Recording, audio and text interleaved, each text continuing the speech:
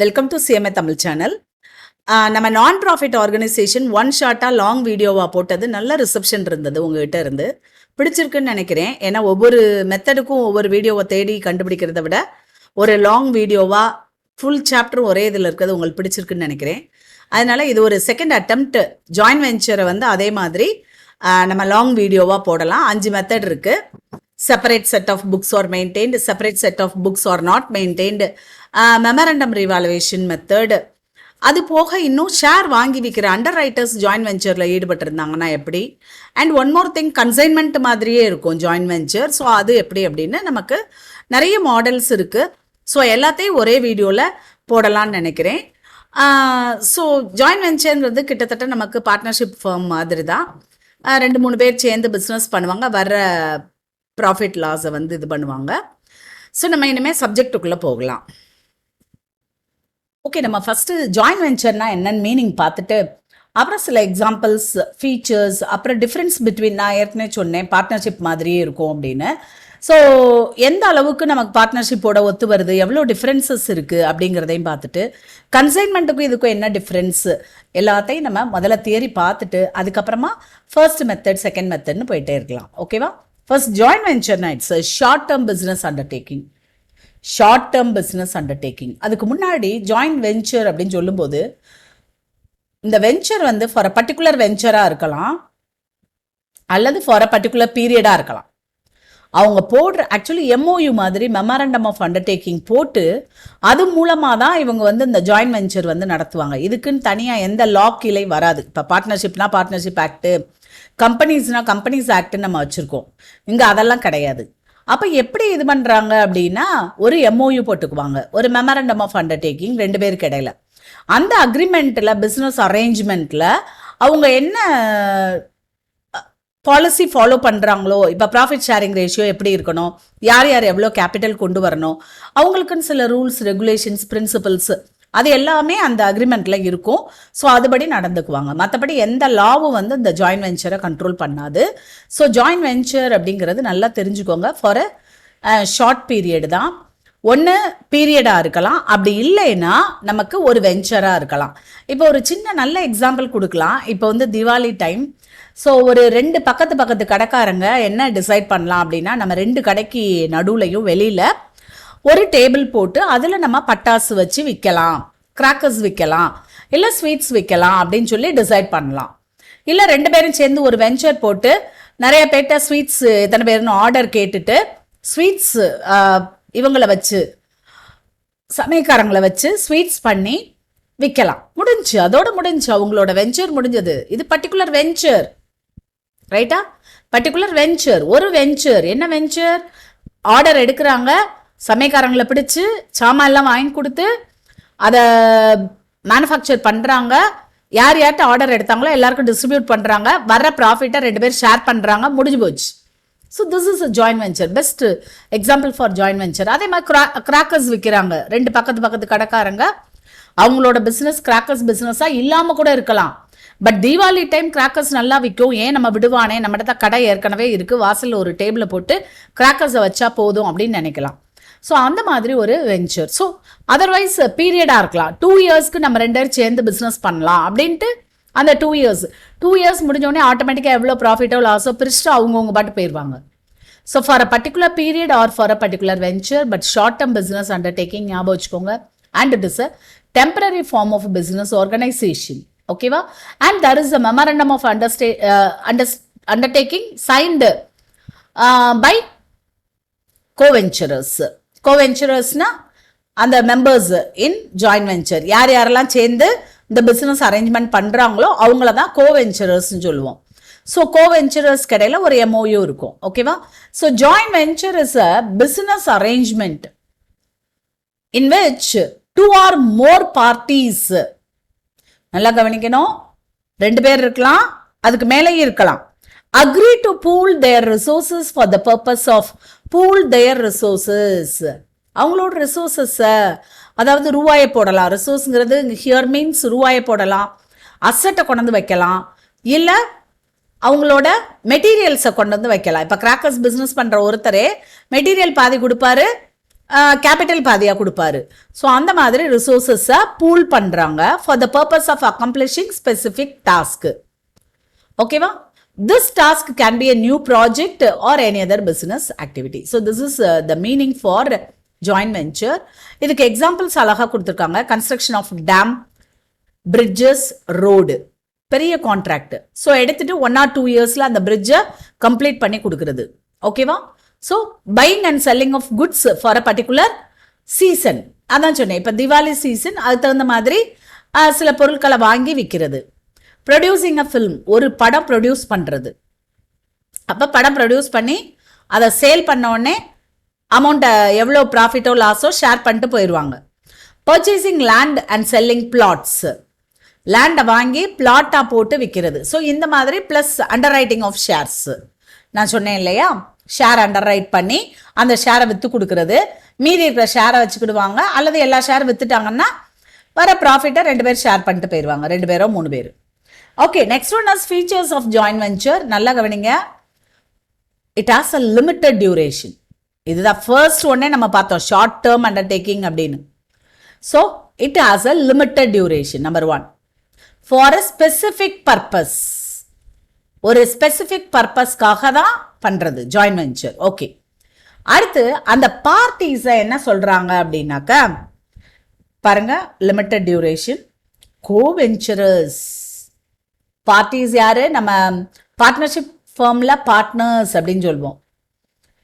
கம்பெனியில் share holders, இங்கே coventurers. ஓகேவா?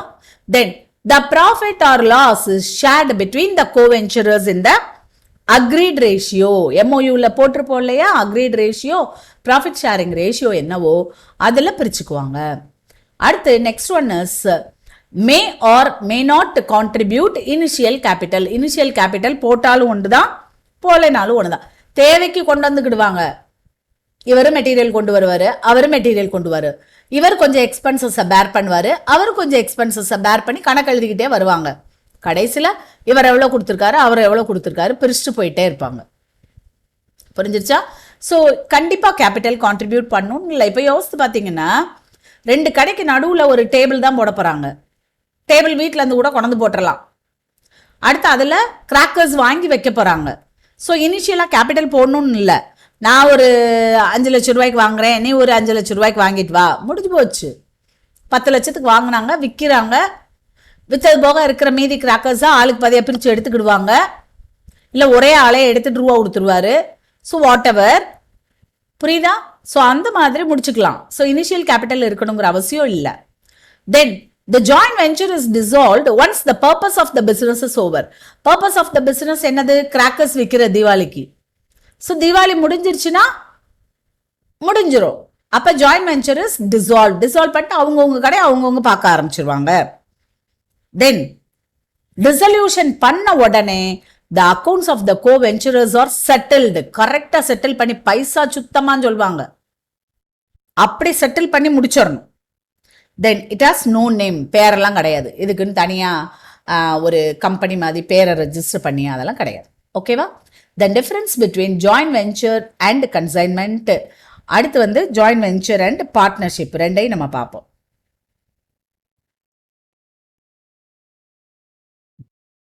ஃபர்ஸ்ட், ஜாயின்ட் வெஞ்சருக்கும் கன்சைன்மெண்ட்டுக்கும் உள்ள டிஃபரன்சஸ். Relation between parties. நல்லா கவனிங்க. First point, relation between parties. நீங்களே யோசிங்க, நம்ம இதை பார்க்கணும்னு அவசியம் இல்லை. நான் மேக்ஸிமம் டிஃப்ரென்சஸ் படிக்கிறதா இருந்தால் இந்த ஹெட்டிங் மட்டும்தான் படிப்பேன். எங்கிட்ட இருக்கிற ஹெட்டிங் இது மட்டும்தான் நான் படிப்பேன். ஏன்னா இதை படித்தாலே போதும், எனக்கு தெரியும். I know what are the features of joint venture and what are the features of consignment. நல்லா அண்டர்ஸ்டாண்ட் பண்ணி படிச்சிருந்தோம்னா இப்படி உட்காந்து மாங்கு டிஃப்ரென்ஸ் படிக்க தேவையில்லை. அழகாக அந்த பாயிண்ட்டை மட்டும் மைண்டில் வச்சுக்கிட்டோம்னா போதும். ஸோ ரிலேஷன் பிட்வீன் பார்ட்டிஸ் கவனிங்க. ஜாயின்ட் வெஞ்சரில் போத் ஆர் ஓனர்ஸ். பட் இங்கே பிரின்சிபல் அண்ட் ஏஜென்ட் தெரியும் கன்சைன்மெண்ட்ல. Methods of keeping accounts. இங்கே there are multiple methods of keeping accounts. நிறைய மெத்தட் இருக்கு, சொன்னேன் இல்லையா? Separate set of accounts, separate set of books, not maintained. அடுத்து மெமரண்டம் வேல்யூவேஷன், ஷேருக்கு ஒரு மாதிரி போடுவாங்க. ஓகேவா?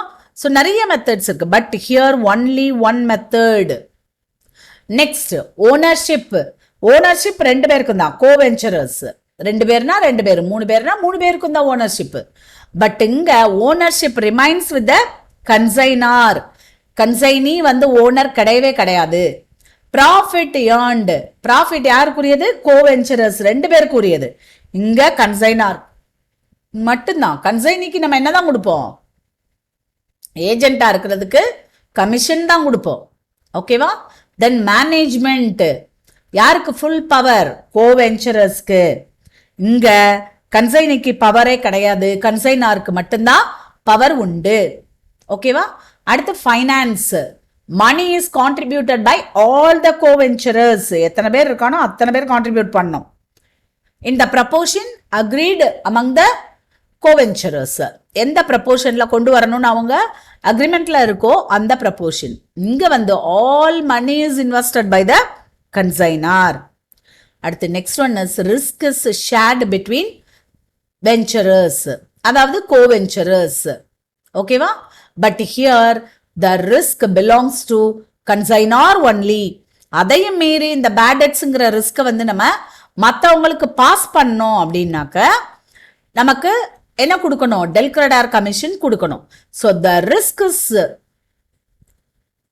Phone only by the consignor. Consignor தான் போன் பண்ணணும். ஓகேவா? So these are the differences. First one relation, 2 பேருக்குள்ள ரிலேஷன் என்னன்னு பார்த்தோம். Methods of keeping accounts, so many methods, அங்க only one method. Ownership, co-venturers are owners, அங்க consignor is the only owner. Profit shared by the co-venturers, அங்க profit only by the consignor. Management, இங்க co-venturers எல்லாரும் சேர்ந்தா manage பண்ணுவாங்க, power இருக்கும், control பண்ணுவாங்க. அங்க வந்து கன்சைனிக்கு பவரே கிடையாது. ஃபைனான்ஸ் சொல்லும்போது money is contributed by all the co-venturers, அங்க money is contributed only by the consignor. Risk is shared among the co-venturers. எத்தனை பேர் இருக்காங்களோ அத்தனை பேர் ரிஸ்க் ஷேர் பண்ணுவாங்க. அங்க ரிஸ்க் வந்து only this with the consignor, right? Then next,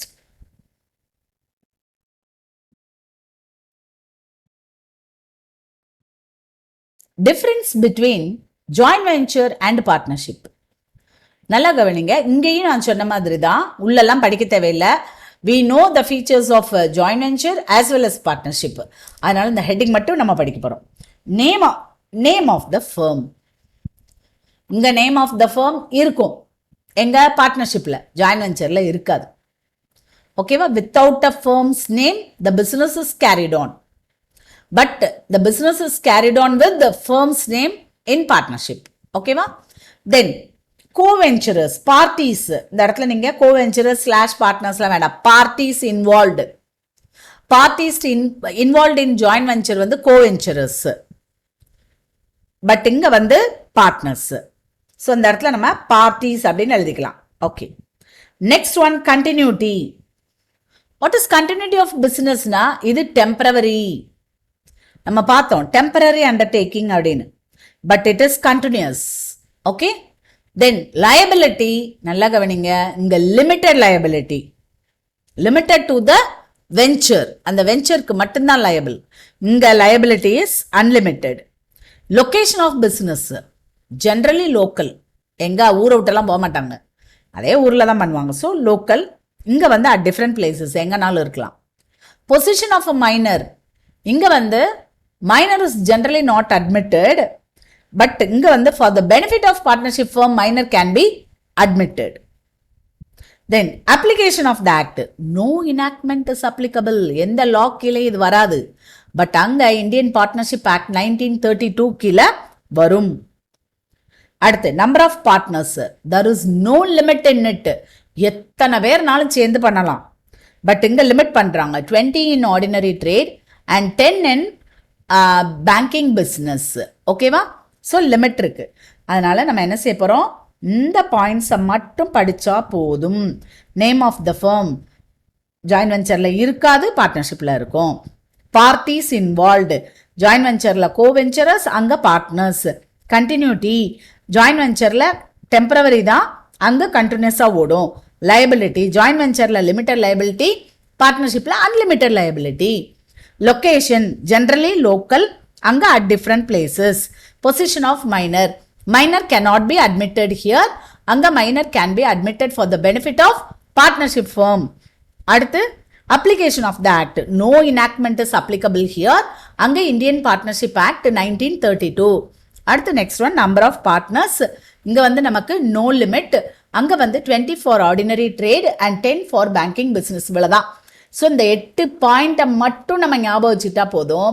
யாரும் உங்ககிட்ட சென்டென்ஸ் இருக்கான்னு கூட எதிர்பார்க்க மாட்டாங்க. ஏற்கனவே நான் சொல்லியிருக்கேன், keyword is most important. Keyword இருக்கணும். நான் இப்போ சொன்ன அந்த அண்டர்லைன் பண்ணி பண்ணி உங்களுக்கு கொடுக்கறது வந்து அதுக்கு தான். என்னடா அப்படி கிறுக்கி வச்சிருக்கேன் அப்படிலாம் நினைக்கவே நினைக்காதீங்க. புரியுதா? அண்டர்லைன் பண்ணது வந்து அதுக்கு தான். நீங்கள் சென்டென்ஸை படிக்கிறீங்க, படிக்கல, அந்த கீவேர்டு ரொம்ப ரொம்ப முக்கியம். ஓகேவா? முடிஞ்சா எழுதும் போதே அந்த கீவேர்டை அண்டர்லைன் பண்ணி பழகுங்க. அதுக்கோ கொசன் ஆக்கிடாதீங்க. Okay, fine. எஸ், நெக்ஸ்ட் இப்போதான் நம்ம அக்கௌண்டிங் ஆஃப் ஜாயின்ட் வெஞ்சர் வரும். ஸோ இங்கே அவங்க கொடுத்துருக்கிறது வந்து 2 மெத்தட் தான் கொடுத்துருப்பாங்க. Separate set of books are maintained and separate set of books are not மெயின்டைன்டுன்னு. ஸோ இதில் ஃபர்ஸ்ட் மெத்தட் நம்ம பார்க்க போகிறோம். இதோட பேசிக் பர்பஸ் என்ன அப்படின்னாக்க, to know profit or loss on account of the joint venture. என்னது ப்ராஃபிட்டா லாஸான்னு கண்டுபிடிக்கிறது தான். Okay, there are 3 accounts maintained under this method. இந்த மெத்தடு கீழே நம்ம 3 அக்கௌண்ட் தான் மெயின்டைன் பண்ண போகிறோம்.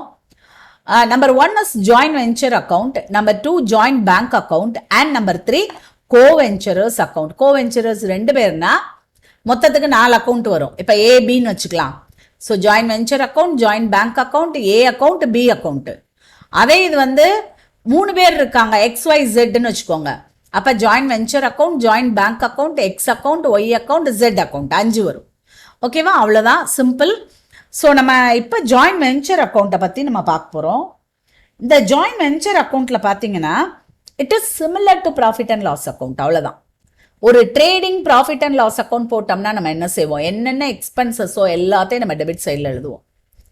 ஓகேவா? Joint venture account is opened which records all transactions related to the activities carried out. நல்லா கவனிங்க.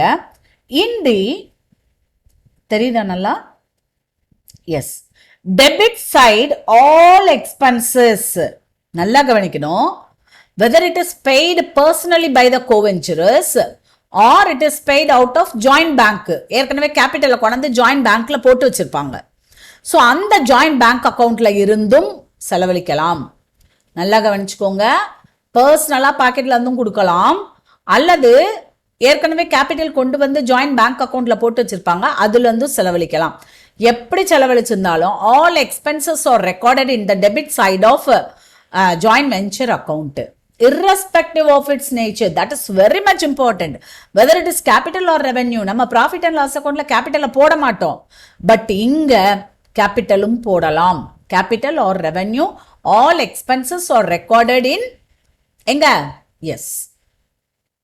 okay, next in the credit side all sales. நல்லா கவனிக்கணும். all sales to outsiders பண்ணதையும் நம்ம எழுதிக்கலாம். கோவெஞ்சரஸ் மீதி எடுத்துட்டு போயிருவாங்கன்னு சொன்னேன்ல, அதையும் அவங்க எப்படி மீன் பண்றாங்கன்னா கோவெஞ்சரஸ்க்கு வித்ததா காமிச்சுக்கிறாங்க. ஸோ அந்த சேல்ஸ் எல்லாமே நமக்கு கிரெடிட் சைடில் எழுதணும். ஸோ உங்க க்ளோசிங் ஸ்டாக்குங்கிற பிரச்சனை வராது, ஏன்னா அதான் முடிச்சிடுறாங்களே வெஞ்சரே. ஸோ மீதி இருக்கிற ஸ்டாக்கை கோவெஞ்சரர் எடுத்துட்டு போயிட்டாரு. ஓகேவா? அப்ப வெளியாள்களுக்கு வித்திருக்கலாம், கோவெஞ்சரர்ஸ் எடுத்துட்டு போனாலும் அவருக்கு சேல்ஸ் பண்ணதா எடுத்துக்கிறாங்க. Net result will lead to profit or loss. So net result நமக்கு ப்ராஃபிட்டும் வரலாம், லாஸும் வரலாம். ஸோ ஜாயின்ட் வெஞ்சர் அக்கௌண்ட் உங்களுக்கு மைண்டில் ரெக்கார்ட் ஆயிருக்கும்னு நான் நினைக்கிறேன். டெபிட் சைடில் all expenses whether it is paid out of the pocket of coventurers are paid out of joint bank account. ஓகேவா? Coventurers செலவழிச்சாங்கன்னா அவர் பேர் வரப்போகுது டெபிட் சைடில். ஜாயிண்ட் பேங்க்ல இருந்து செலவழிச்சாங்கன்னா ஜாயிண்ட் பேங்க்னு வரப்போகுது. ரொம்ப சிம்பிள் என்ட்ரி. இந்த மெத்தட் ரொம்ப ரொம்ப சிம்பிள். அடுத்து ஜாயிண்ட் பேங்க் அக்கௌண்ட். இது வந்து ஃபர்ஸ்ட் கேபிட்டல் கொண்டு வந்தோம். இட்ஸ் ஜஸ்ட் லைக் கேஷ் புக்னு வச்சுக்கோங்களேன். அவ்வளோதான், கேஷ் புக்கு. ஸோ வர்ற ரெசிப்ட்ஸை பூரா ரெசிப்ட்ல நம்ம போடுவோம், பேமெண்ட்டை பூரா பேமெண்ட்ல போடுவோம் இல்லையா, அது ஜஸ்ட் லைக் தட். ஸோ நல்லா கவனிங்க. இந்த இடத்துல நமக்கு ரூபா எப்பப்பெல்லாம் உள்ள வரும்னா கேபிட்டல் உள்ள போடும்போது ரெசிட், ரெண்டாவது சேல்ஸ் பண்ணி வர்றது ரெசிட். அவ்வளவுதான், ரெண்டு ரெசிட் தான். ஒன்னு கேபிட்டல் கான்ட்ரிபியூஷன், ரெண்டாவது சேல்ஸ் பண்ணி வர்றது. எக்ஸ்பென்சஸ் நான் சொன்ன மாதிரி மெட்டீரியல் வாங்கலாம், மற்ற ஆல் அதர் எக்ஸ்பென்சஸ் எல்லாமே நமக்கு செலவு, பேமெண்ட்ஸ். ஓகேவா? ரைட். ஸோ ஒரு சைடு நமக்கு இன்கம் வரப்போகுது. அப்போ ஜாயிண்ட் பேங்க், எப்படி பேங்க் அக்கௌண்ட்டை நம்ம டெபிட் பண்ணுவோமோ நமக்கு உள்ள ரூபா வந்ததுன்னா அதே தான் joint bank account debtor. To coventurers capital contribute பண்ணும்போது, அதே இது சேல்ஸ் பண்ணும்போது ஜாயிண்ட் பேங்க். ஓகேவா? So joint bank account debtor to joint venture sales பண்ணும்போது அவ்வளோதான், முடிஞ்சிருச்சு. ஸோ ரெண்டே ரெண்டு இன்கம் தான். எக்ஸ்பென்சஸ் பண்ணும்போது பேங்க்கை கிரெடிட் பண்ணிடணும். Joint venture account debtor to joint bank. Expenses joint venture account debtor to joint bank. Material வாங்கும்போது என்ன செஞ்சாலும் காசு வெளியில போச்சுனாலே ஜாயிண்ட் பேங்கை கிரெடிட் பண்ண போறோம். இவ்வளவுதான் ஜாயிண்ட் பேங்க் அக்கௌண்ட். ஓகேவா? Next one coventurers account. அவங்களோட தான் நம்ம எழுதிக்கணும். எழுதிட்டு ஆர்டர் சொல்றேன், நல்லா கவனிங்க. அட் அ டைம்ல எல்லாத்தையும் நீங்க ஓபன் பண்ணிக்கலாம், ஒன்றும் பிரச்சனை இல்லை. பட் ஜாயிண்ட் வெஞ்சர் அக்கௌண்ட்டை க்ளோஸ் பண்ணி ப்ராஃபிட்டா லாஸான்னு கண்டுபிடிச்சிடணும். கண்டுபிடிச்சிட்டு அதுக்கடுத்து கோவென்ச்சரர்ஸ் அக்கௌண்ட்டை போட்டு க்ளோஸ் பண்ணி வர்ற பேலன்ஸை ஜாயிண்ட் பேங்க் அக்கௌண்ட்ல போட்டு டேலி ஆயிடுச்சுன்னா அவங்க ப்ராப்ளம் கரெக்ட். எவ்வளோ நல்லது பாருங்களேன். I love this type of problems. எனக்கு எப்போ என் ப்ராப்ளம் கரெக்டுன்னு நான் ப்ராப்ளம் பண்ணும்போதே எனக்கு தெரியுதோ அந்த மாதிரி ப்ராப்ளம் எனக்கு ரொம்ப பிடிக்கும். இப்போ நம்ம ஃபைனல் அக்கௌண்ட்ஸ் நமக்கு பேலன்ஸ் ஷீட் டேலி ஆயிடுச்சுன்னா ஓகே, மேபி நம்ம உள்ள ஓட் அவுட் இருக்கலாம். பட் பேலன்ஸ் ஷீட் டேலி ஆயிடுச்சுன்னா ஆகா என்ன பேலன்ஸ் ஷீட் டேலி ஆயிடுச்சு. தென் bank reconciliation statement, cash book balance, passbook balance கொடுத்துருப்பாங்க. அப்போ கேஷ் புக் பேலன்ஸ் எடுத்து நான் செய்வேன். எனக்கு அந்த பாஸ்புக் பேலன்ஸ் வந்துருச்சா, very good, I am right. Maybe உள்ள நான் ஆட் லெஸ் ஆகும் லெஸ் ஆட் ஆகும் போட்டிருந்துருக்கலாம் ஏதோ. பட் இது வந்தவுடனே எனக்கு ஒரு திருப்தி, நான் அந்த மாதிரி தப்பு பண்ண மாட்டேங்கிற கான்ஃபிடென்ஸ் எனக்கு உண்டு. அண்ட் இந்த ப்ராப்ளத்துலையும் பாருங்களேன், ஜாயிண்ட் பேங்க் அக்கௌண்ட் டேலி ஆயிடுச்சுன்னா my workings are correct. So இதுதான் order. First joint venture account போட்டு அதில் ப்ராஃபிட்டா லாஸான்னு பார்த்துட்டு அந்த ப்ராஃபிட் அண்ட் லாஸையும் கோவென்ச்சரர்ஸ் அக்கௌண்ட் கொண்டு போயிட்டு அவங்களோட அக்கௌண்ட்டை க்ளோஸ் பண்ணி ஜாயிண்ட் பேங்க் அக்கௌண்ட்டு கொண்டு போயிடணும். ஸோ அதை நம்ம ஜாயிண்ட் பேங்க் அக்கௌண்ட்டை க்ளோஸ் பண்ணும்போது டேலி ஆயிடணும், பேலன்ஸ் வரக்கூடாது. ஓகேவா? சரி, இப்போ உங்களுக்கு இந்த மெத்தடில் நம்ம என்ன செய்ய போகிறோம் அப்படிங்கிறத நான் சொல்கிறேன்.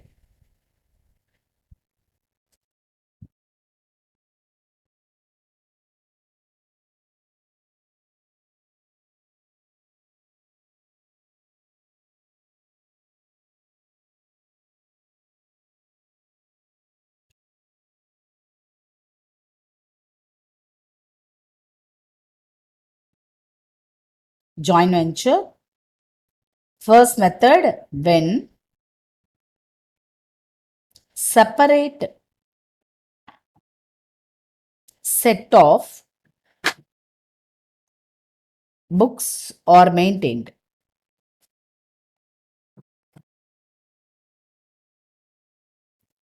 See, அதாவது டிரான்சாக்ஷன் பை டிரான்சாக்ஷன் நான் எழுத போறேன்.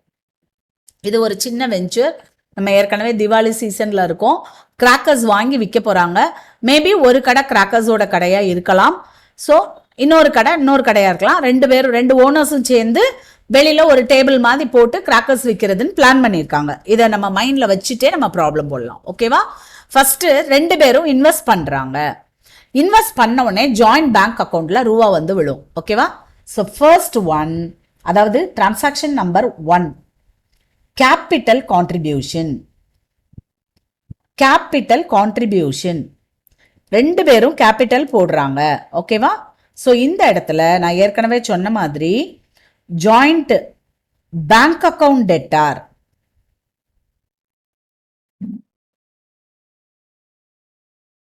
To coventurers account. இப்போ ஏபின்னு இருந்தாங்கன்னா 2A அக்கௌண்ட் 2B அக்கௌண்ட் போடணும். XYZனா 2X account 2Y account 2Z account. So first transaction is capital contribution. ரெண்டாவது மெட்டீரியல் கான்ட்ரிபியூஷன். மெட்டீரியல் கான்ட்ரிபியூட் பண்ணுவாங்க.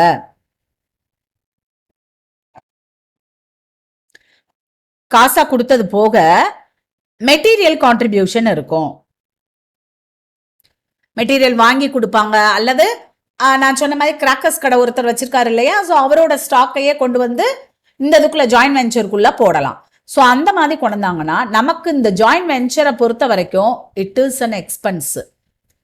நம்ம கோவெஞ்சர்கிட்ட இருந்து வாங்கினாலும் சரி, வெளியில வாங்கினாலும் சரி, இட் இஸ் அன் எக்ஸ்பென்ஸ், ரைட்டா?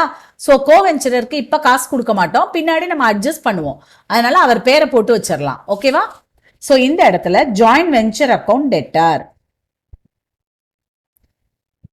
Joint venture account debtor to coventurer. எந்த கோவெஞ்சர்? இப்ப ஏதான் கிராக்கர்ஸ் கடை வச்சிருக்காரு, அவர் தான் கொண்டு வர்றாரு அப்படின்னா 2A அக்கௌண்ட் போட்டுருங்க. மூணாவது expenses paid by coventurer, expenses paid by coventurer. Okay, இப்ப ஏ வந்து நமக்கு மெட்டீரியல் கான்ட்ரிபியூட் பண்ணாரு இல்லையா, சோ பி வந்து எக்ஸ்பென்சஸ் பே பண்றாரு அப்படின்னு நம்ம வச்சுக்கலாம். ஸோ ஒன்றும் கிடையாது, எக்ஸ்பென்சஸ் அப்படின்னாலே என்ன செலவு இந்த ஜாயின்ட் வெஞ்சர்ல வந்தாலும் ஜாயின்ட் வெஞ்சர் அக்கௌண்ட்டை டெபிட் பண்ணிட வேண்டியதான். So joint venture account debtor to coventurer, நம்ம கணக்குப்படி பி. ஏ வந்து மெட்டீரியல் கொண்டதுனால பி வந்து சில எக்ஸ்பென்சஸ் பேர் பண்ணியிருக்காரு. ஓகேவா? இப்ப இதே இது materials bought out of joint bank. நம்ம மெட்டீரியல் இது கேபிட்டல் கொண்டு வந்து ஜாயிண்ட் பேங்க்ல போட்டு வச்சிருக்கோம்ல, அதுல இருந்து எடுத்து செலவழிச்சாங்கன்னா கையில இருந்து செலவழிக்காம, anyway expense is an expense. நல்லா ஞாபகம் வச்சுக்கோங்க, ஜாயிண்ட் வெஞ்சர்ல நமக்கு எக்ஸ்பென்ஸ் இஸ் அன் எக்ஸ்பென்ஸ். அது யார் செலவழிச்சாங்கிறத நம்ம ரெண்டாவது கிரெடிட் பண்ணும்போது யோசிப்போம். இப்போதைக்கு எக்ஸ்பென்ஸ், ஸோ நான் ஜாயின்ட் வெஞ்சரை டெபிட் பண்ண போறேன். Joint venture account debtor to, இப்பதான் நான் யோசிப்பேன் எங்க இருந்து காசு போச்சு, ஜாயின்ட் பேங்க்ல இருந்து போயிருக்கு. கோவெஞ்சரர் கொடுத்தா அவரை கிரெடிட் பண்ண போறேன், ஜாயின்ட் பேங்க்ல இருந்து போனதுனால to joint bank.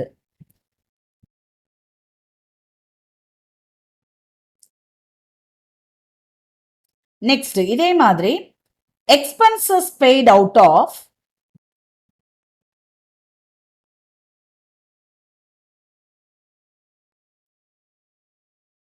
joint bank.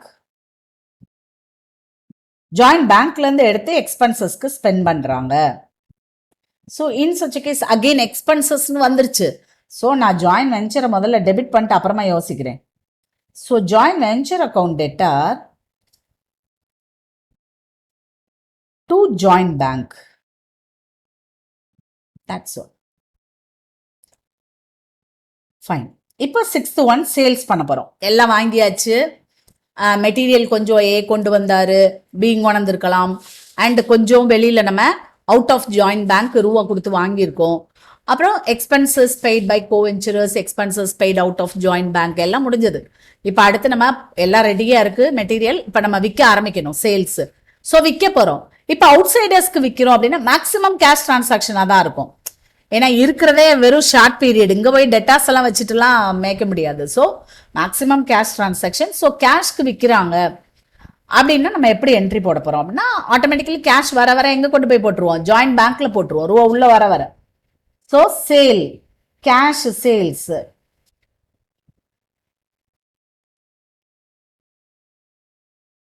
So what is the entry? Joint bankல ரூபா உழுது. So joint bank account debtor to joint venture. joint ventureக்கு வருமானம், இன்கம் நம்ம கிரெடிட் பண்றோம். அடுத்து next point, sold to co-venturers. Actually இது சேல்ஸ் நம்ம சொல்லக்கூடாது. என்னன்னா க்ளோசிங் ஸ்டாக் நம்ம கையில இருக்கும் இல்லையா, closing stock is taken over by the coventurers. வேற வழி கிடையாது, ரெண்டு பேரும் பிரிச்சு எடுத்துக்கிட வேண்டியதா விற்காம இருக்கிறத. ரெண்டு ஒன்று தான், சோல்டு டு கோவென்ச்சரர்ஸ் நம்ம எடுத்துக்கிறோம், அவ்வளோதான். ஸோ இங்கேயும் நமக்கு என்ன ஆகும் அப்படின்னா, அவங்க ரூபாலாம் கொடுக்க மாட்டாங்க, அவங்க கணக்கில் சரி கட்டுவோம் நம்ம, ஓகேவா? அதனால அவங்க பேரை போட்டுறணும். ஸோ கோவென்ச்சரர்ஸ் அக்கௌண்ட் டெட்டார், ஏ அக்கௌண்ட் பி அக்கௌண்ட், இல்லை யாராவது ஒரு ஆள் எடுக்கிறாங்கன்னா அவங்க ஒரு ஆள் பேர் மட்டும். Coventurers account debtor to joint venture, எப்படி சேல்ஸ் இது வந்து சேல்ஸ் தான் நமக்கு, கோவென்ச்சரர்ஸ்க்கு விற்கிறோம், அதனால coventurers account debtor to joint venture, அவ்வளோதான். இப்போ நம்ம என்ன செய்ய போகிறோம் அப்படின்னாக்கா, ஜாயின்ட் வெஞ்சர் அக்கௌண்ட்டை ப்ரிப்பேர் பண்ணிடுறோம். பண்ணிட்டு அதில் வர்ற ப்ராஃபிட்டோ லாஸோ நம்ம என்ன செய்ய போகிறோம், இவங்களுக்கு நம்ம பிரித்து கொடுக்க போகிறோம், ஓகேவா? So profit or loss on joint venture.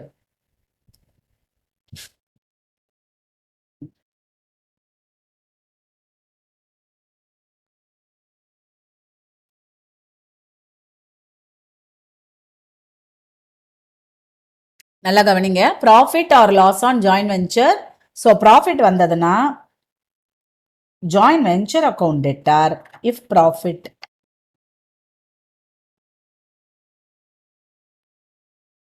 Joint venture account debtor to co-venturers, A account, B account, இல்ல XYZ னா X account, Y account, Z account agreed ratioல பிரிச்சுக்குவாங்க, ஓகேவா? இதே இது லாஸா இருந்ததுன்னா co-venturers account debtor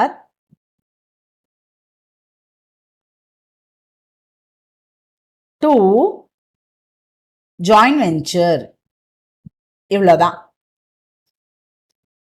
finished problem. இப்போ நம்ம அழகாக ஜாயின்ட் வெஞ்சர் அக்கௌண்ட் போட்டு அடுத்து ஜாயின்ட் பேங்க் அக்கௌண்ட் ஓப்பன் பண்ணி மட்டும் வச்சுட்டு அடுத்து கோவென்ச்சரர்ஸ் அக்கௌண்ட்டை க்ளோஸ் பண்ணி வர்ற பேலன்ஸை ஜாயின்ட் பேங்க்குக்கு மாற்றி செய்ய போகிறோம், ஓகேவா? நம்ம ப்ராப்ளத்துக்குள்ளே போகலாமா? ரைட்.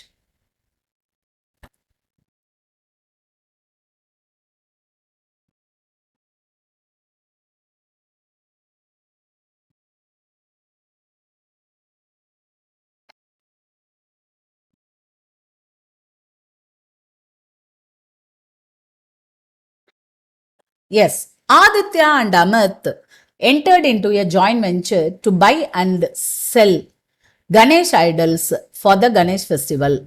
ஸோ இங்கேயும் நமக்கு ஒரு சீசனுக்கு கணேஷ் சதுர்த்தி அப்போ கணேஷ் ஐடல்ஸ் வந்து வாங்கி விற்கிறதுக்காக ஒரு ஜாயின்ட் வெஞ்சர் என்ட்ரு பண்ணுறாங்க. யார் யார்? ஆதித்யா அண்ட் அமித்.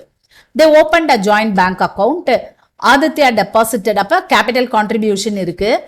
ஆதித்யா வந்து 2 lakhஸும் அமித் வந்து 1,50,000 கேபிட்டல் கான்ட்ரிபியூட் பண்ணுறாங்க.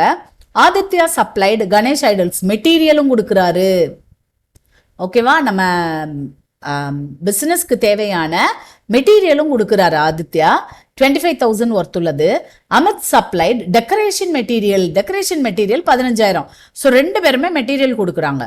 த following payments made by the venture, இவங்க பண்ணல, யார் பண்றா? டோட்டலா வெஞ்சர் பண்ணுது. அப்ப எதுல இருந்து எடுப்பாங்க ரூபா? ஜாயிண்ட் பேங்க் அக்கௌண்ட்ல இருந்து. Cost of Ganesh idols purchase 2,50,000, transportation charges, advertising, sundry expenses, இது வரைக்கும் நமக்கு ஒரு 4 எக்ஸ்பென்சஸ் வந்து எதுல இருந்து பண்றாங்க? ஜாயிண்ட் பேங்க் அக்கௌண்ட்ல இருந்து பண்றாங்க. அடுத்து they sold idols for ₹40,000 for cash. கேஷ்க்கு 4 lakhsக்கு வித்து, சாரி 40,000ல 4 lakhsக்கு வித்துட்டாங்க. அடுத்து Aditya took over some idols for 30,000. அடுத்து அமித் கொஞ்சம் 10,000 ரூபா ஒருத்துள்ளதா அவர் எடுத்துக்கிட்டாரு, ஓகேவா? இப்ப profit or loss were to be shared equally. இது நமக்கு ரொம்ப முக்கியம், எப்படி பிரிக்கிறாங்க, ஏன்னா ப்ராஃபிட் அண்ட் லாஸ் பிரிக்கணும் இல்லையா? அவ்வளவுதான். இப்போ நம்ம என்ன செய்ய போறோம் அப்படின்னாக்க, ஃபர்ஸ்ட்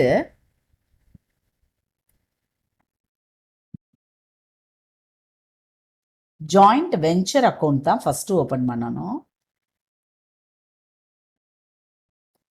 நல்லா இடம் விட்டுட்டு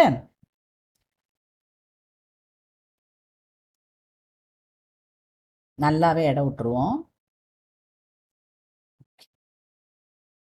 இங்க joint bank account, joint bank account,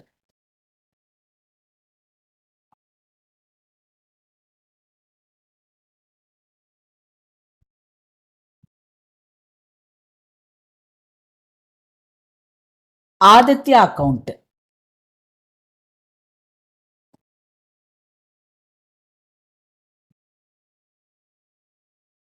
Amit account. அவ்வளோதான். நமக்கு ரெண்டு கோவென்ச்சரஸ் தான், அதனால நம்ம 2 பேருக்கு மட்டும்தான் போடுறோம். ஓகேவா? ஸோ நல்லா கவனிங்க. நான் ஜேர்னல் என்ட்ரி சொல்லிக்கிட்டே எழுதுறேன், நீங்கள் வந்து கரெக்டானு பார்த்துட்டே வாங்க. ஓகேவா? ஃபர்ஸ்ட் ஒன் நல்லா கவனிங்க. First one capital contribution. Right? நம்ம ப்ராப்ளத்தை காமிக்கிறேன் பாருங்க. ஆக்சுவலி இதில் வந்து நமக்கு டைரெக்டாக அக்கௌண்ட் தான் கேட்டிருக்காங்க. ஸோ பட் நான் வந்து உங்களுக்கு ஜேர்னல் சொல்லிக்கிட்டே எழுதுறேன். ஓகேவா? ஃபர்ஸ்ட் ஒன், 2 பேரும் கேபிட்டல் கான்ட்ரிபியூட் பண்ணியிருக்காங்க. ஆதித்யா 2 லட்சம் ரூபா கொண்டு வந்திருக்காரு, அமித் 1,50,000. நான் ஏற்கனவே சொல்லியிருக்கேன், இது ஃபர்ஸ்ட் மெத்தட். நம்ம separate set of books are maintained. So நம்ம ஜாயிண்ட் பேங்க் அக்கௌண்ட் வச்சிருக்கோம். நம்ம ஜாயிண்ட் பேங்க்குள்ளே தான் ரூபா போகுது. So joint bank account debtor 3,50,000, to Aditya 2 lakhs, to Amit 1,50,000. Right? So first entry நான் ஜாயிண்ட் பேங்க் அக்கௌண்ட்டுக்கு தான் நான் போகிறேன். ஸோ கவனிங்க, ஜாயிண்ட் பேங்க் அக்கௌண்ட்ல to Aditya 2 lakhs, to Amit 1,50,000. அப்ப நம்ம ஆதித்யா அமித் அக்கௌண்ட்ல போடணும்ல. Okay. By joint bank 2 lakhs. நம்ம அமித்தோடதுல by joint bank 1,50,000. Right? Fine, முடிஞ்சு. அடுத்து இப்ப 2வது என்ட்ரி நமக்கு ஆதித்யாவும் கொண்டு வர்றாரு மெட்டீரியலு, அமித்தும் கொண்டு வர்றாரு. எவ்வளோன்னு பார்த்துடலாமா? See, Aditya supplied Ganesh idols worth rupees 25,000. Amit supplied decoration material worth rupees 15,000. Right? So இப்போ நமக்கு என்ன என்ட்ரி? அவங்க மெட்டீரியல் சப்ளை பண்ணாங்கன்னா anyway expense is an expense. So joint வெஞ்சரை டெபிட் பண்ணும். Joint venture account debtor to Aditya, to Amit. Aditya 25,000, Amit 15,000. So total 40,000. Okay? So joint வெஞ்சர்ல to Aditya 25,000. இது வந்து என்னது? மெட்டீரியல் கொண்டு வந்தாரு. டு அமித், அவர் 15,000 ரூபாய் ஒர்த்துள்ள மெட்டீரியல் கொண்டு வந்திருக்காரு. Okay, fine. இப்ப நம்ம அங்க ஆதித்யா அக்கௌண்ட்ல நம்ம போடணும் இல்லையா?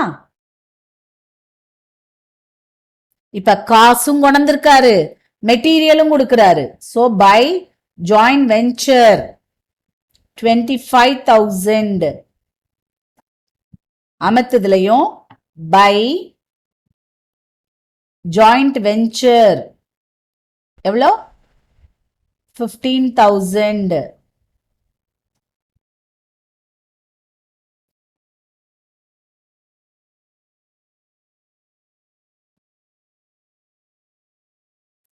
ஓகே, நெக்ஸ்ட் என்ட்ரி நம்ம பார்க்க போறோம். அடுத்த டிரான்சாக்ஷன் அப்படின்னு கூட நம்ம சொல்லலாம். ஸோ அடுத்த டிரான்சாக்ஷன் நம்ம என்ன பார்க்க போறோம் அப்படிங்கிறத பாருங்க. கீழே நம்ம ப்ராப்ளத்துக்கு போகலாம். இப்போ cost of Ganesh idols purchase rupees 2,50,000. Expenditure நான் ஏற்கனவே சொன்னேன், எக்ஸ்பென்சஸ் அண்ட் எக்ஸ்பென்ஸ். ஜாயிண்ட் வெஞ்சரை டெபிட் பண்ணிருங்க, அதுக்கப்புறமா நம்ம யோசிக்கலாம். So joint venture account debtor to joint bank. ஏன்னா காமனா the following payments were made by the venture அப்படின்னு கொடுத்துட்டாங்க. அதனால அது எல்லாமே நமக்கு என்னது? எங்க போட போறோம்? நம்ம ஜாயிண்ட் வெஞ்சர் அக்கௌண்ட்ல டெபிட்ல டு ஜாயிண்ட் பேங்க் அப்படின்னு போட்டு 2.5 லட்சம், 12,000 டிரான்ஸ்போர்டேஷன், அட்வர்டைசிங் 7,500, சன்ட்ரி எக்ஸ்பென்சஸ் 2,500. ஓகேவா? ஸோ இது எல்லாமே நம்ம போட போறோம். பாருங்க, ஜாயிண்ட் வெஞ்சருக்கு நம்ம போயிடுவோம். ஃபர்ஸ்ட் வந்து to joint bank, to joint bank 2,50,000. This is for material Ganesh idols வாங்குறதுக்கு. Again to joint bank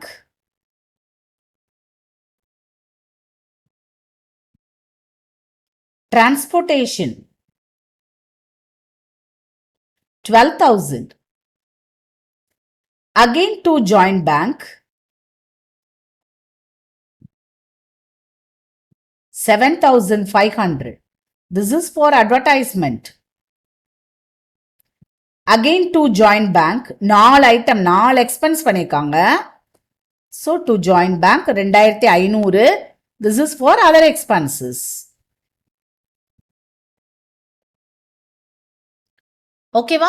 so இது எல்லாத்தையும் நம்ம எங்க கொண்டு போனோம்? ஜாயிண்ட் பேங்க்கு கொண்டு போகணுமா? கொண்டு போயிடலாம். By joint venture material 2,50,000. அடுத்து to joint venture by joint venture 12,000. இது என்னது? transport. By joint venture, this is for advertisement 7,500, and by joint venture other expense 2,500. So potage. Okay va? So out of joint bank they have spent 4 items. First one is for material purchase, second one transport expense, third one advertisement and other expense. So 4 entry நான் எழுதிட்டேன். ஓகேவா? நம்ம ப்ராப்ளத்துக்கு அடுத்ததுக்கு போகலாம். அடுத்த transaction என்னன்னு. Okay, இது முடிஞ்சிருச்சு. இது வரைக்கும் நம்ம முடிச்சிட்டோம். இப்போ they sold idols for rupees 4 lakhs for cash. கேஷ்னா joint பேங்க்ல ரூபா வருது. Joint bank account debtor to joint venture. So, by joint bank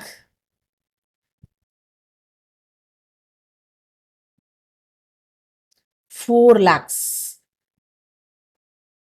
This is cash sales. Right. இப்போ நம்ம ஜாயிண்ட் பேங்க்ல போடணும் இல்லையா? So, joint bankல to joint venture 4 lakhs. சேல்ஸ்ன்னு போட்டுக்கலாம் பிராக்கெட்டுக்குள்ள. நமக்கு தெரியணும் இல்லையா? எல்லாத்துலேயும் ஜாயின் வெஞ்சர் ஜாயின் பேங்க் தான் வரும். அதனால எதுங்கிறத பக்கத்தில் நம்ம பிராக்கெட்டுக்குள்ள போட்டே வரோம். முடிஞ்சிருச்சு. இப்போ நமக்கு ஆல்மோஸ்ட் ப்ராப்ளம் ஓவர்.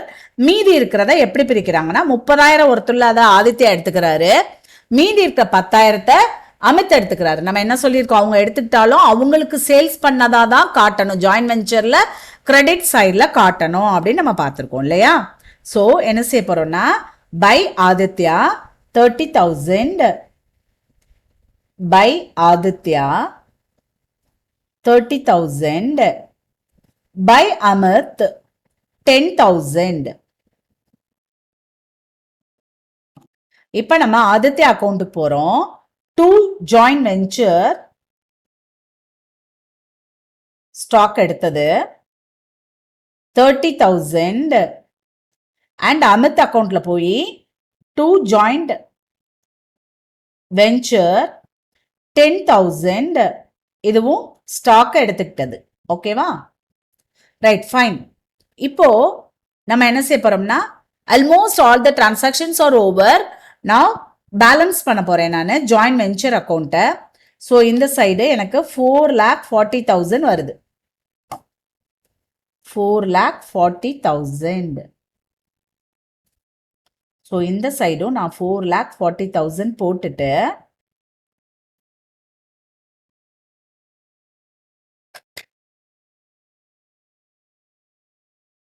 சே 4,40,000 மைனஸ் கவனிங்க 25 plus 15 40. 2,50,000 plus 40 2,90,000. So minus 2,90,000 minus 12,000 இது ஒரு 10. ஸோ 22,000. எப்படி கால்குலேட் பண்ணணும்னு சொல்லி கொடுத்துருக்கேன்ல. So 1,28,000 is the profit. இப்போ இவங்க ரெண்டு பேரும் ஈக்குவலா பிரிப்பாங்கன்னு நம்ம சொன்னோம் இல்லையா? ஸோ இந்த அமௌண்ட்டை நம்ம எப்படி பிரிக்க போறோம்னா 2A 64,000 and B Aditya and Amit. அமித்துக்கு ஒரு 64,000. ஓகே, இப்போ நம்ம டைரக்டா ஆதித்யா அக்கௌண்ட்ல போய் போட்டுடலாமா? By joint venture profit 64,000. அதே மாதிரி அமிர்தத்துலையும் by joint venture profit 64,000. Okay, so நான் இப்போ எதை முடிச்சிட்டேன்? ஜாயிண்ட் வெஞ்சர் அக்கௌண்ட்டை முடிச்சிட்டேன். அடுத்து நான் என்ன செய்யணும்னு சொன்னேன்? நம்ம கோவென்ச்சரஸ் அக்கௌண்ட்டை க்ளோஸ் பண்ணி ஜாயிண்ட் பேங்க்கு கொண்டு போகணும்னு சொன்னேன். ரைட்டா? அப்போ நம்ம க்ளோஸ் பண்ணலாமா? இதில் ஒரு சின்ன லாஜிக் நான் சொல்லி கொடுக்குறேன், கவனிங்க. ஃபஸ்ட்டு நான் கேபிட்டல் கான்ட்ரிபியூட் பண்ணது 2 லட்சம். 2 லட்சம் இந்த ஜாயிண்ட் வெஞ்சர் ஆதித்யாவுக்கு திருப்பி கொடுக்கணும்.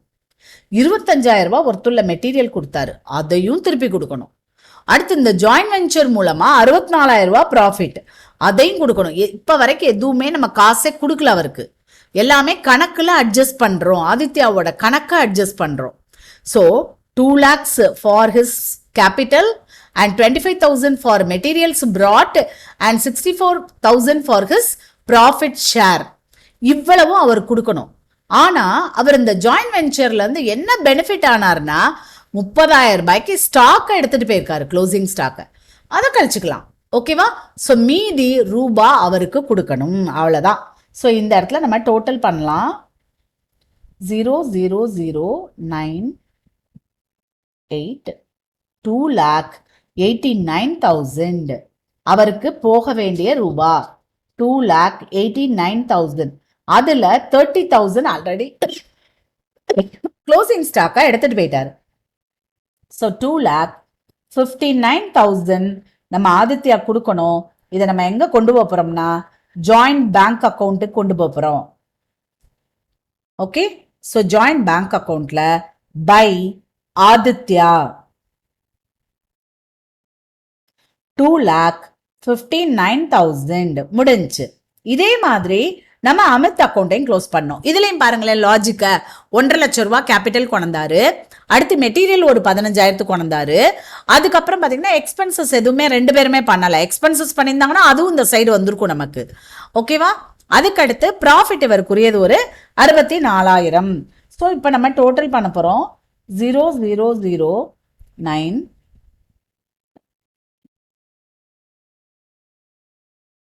2,29,000. ஸோ 2,29,000ல அவர் எடுத்துட்டு போன ஸ்டாக் தவிர எந்த ரூபாய் அவர் கொடுக்கப்படலை. ஸோ 2,19,000 இப்போ அவர் ஜாயிண்ட் பேங்க்ல இருந்து எடுத்துக்கலாம். So to joint bank 2,19,000. So by Amrit 2,19,000. இப்போதான் நம்ம கிளைமேக்ஸுக்கு வந்துட்டோம். இப்போ நம்ம கரெக்டாக போட்டோமா இல்லையாங்கிறது எப்போ தெரியும் அப்படின்னாக்கா இந்த டோட்டல் பண்ணோம்னா தெரியும். இந்த சைட் பாருங்க 6,07,50,000 அவ்வளோதான்.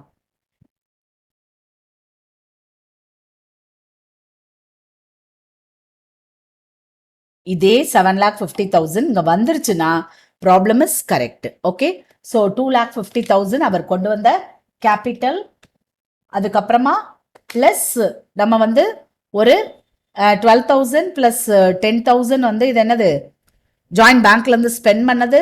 ஸோ சாரி, ஃபர்ஸ்ட் ஒன் வந்து மெட்டீரியல் வாங்கினது, ரைட்டு. 2,50,000 மெட்டீரியல் ஜாயிண்ட் பேங்க்லேருந்து வாங்கினது.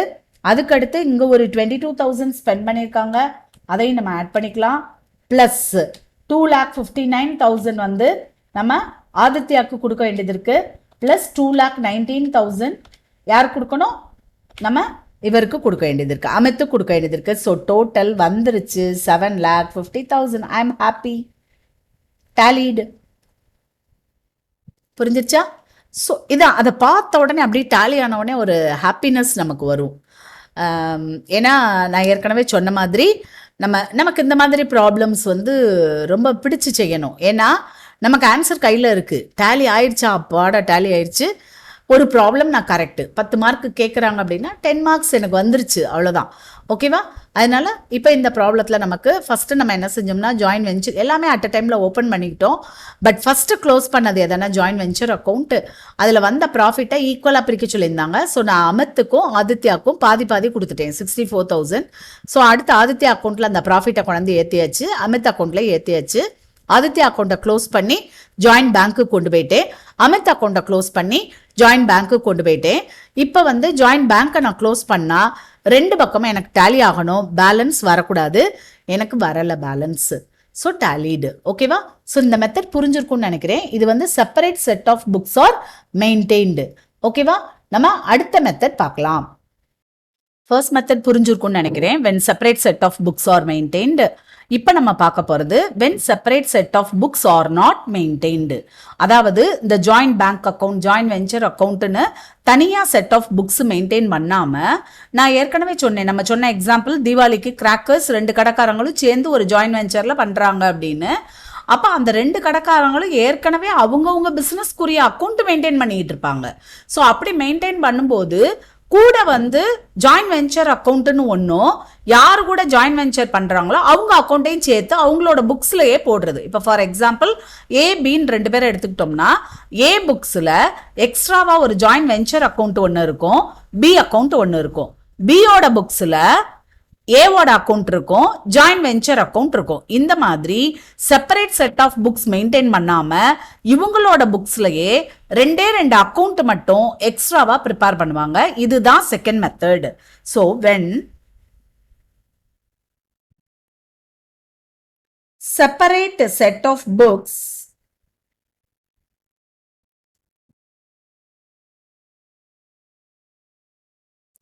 R not maintained.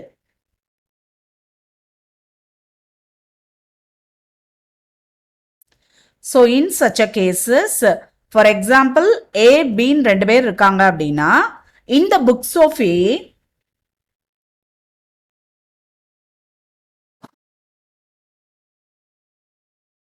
joint venture account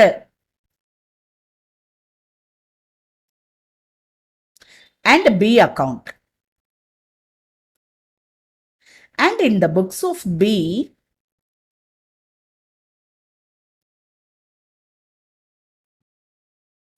joint venture account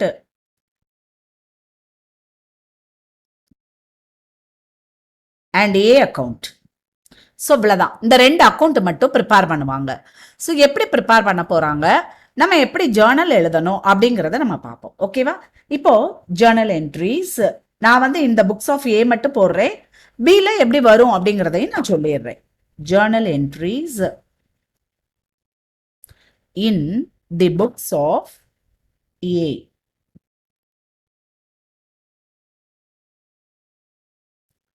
இப்போ நம்ம ஒவ்வொரு டிரான்சாக்ஷனாக பார்க்க போகிறோம். இப்போ குட்ஸ் வந்து brought by mister A. First transaction goods brought by A. A வந்து குட்ஸ் கொண்டு வந்தாருன்னா what is the journal entry? நல்லா கவனிங்க. Joint venture account debtor, joint venture account debtor to goods account. ஏன்னா இது ஏவோட புக்கு, மறந்துடக்கூடாது. ஓகேவா? ஏவோட புக்ல ஏ பேரே நம்ம போட முடியாது. அதனால நம்ம என்ன போடுறோம், குட்ஸ் கொண்டு வந்ததுனால குட்ஸ் அக்கௌண்ட்டை கிரெடிட் பண்றோம். சரி, second entry expenses made by A. Expenses made by A. So here joint venture account debtor to bank. திரும்பவும் சொல்றேன், ஏ பேர் வராது, அதனால நம்ம யாரை போடுறோம், to bank account. Bank account ஒரு சின்ன எக்ஸ்பென்ஸ் இருந்தா கேஷ் அக்கௌண்ட்னு போட்டுக்கலாம். Third goods brought by B. goods brought by B. joint venture account debtor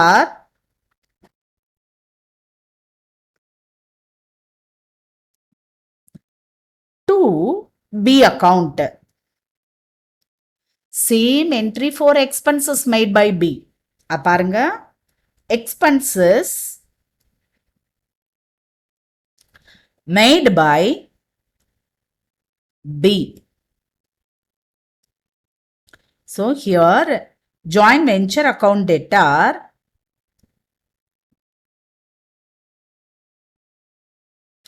to B account. Okay. Then fifth entry, advances made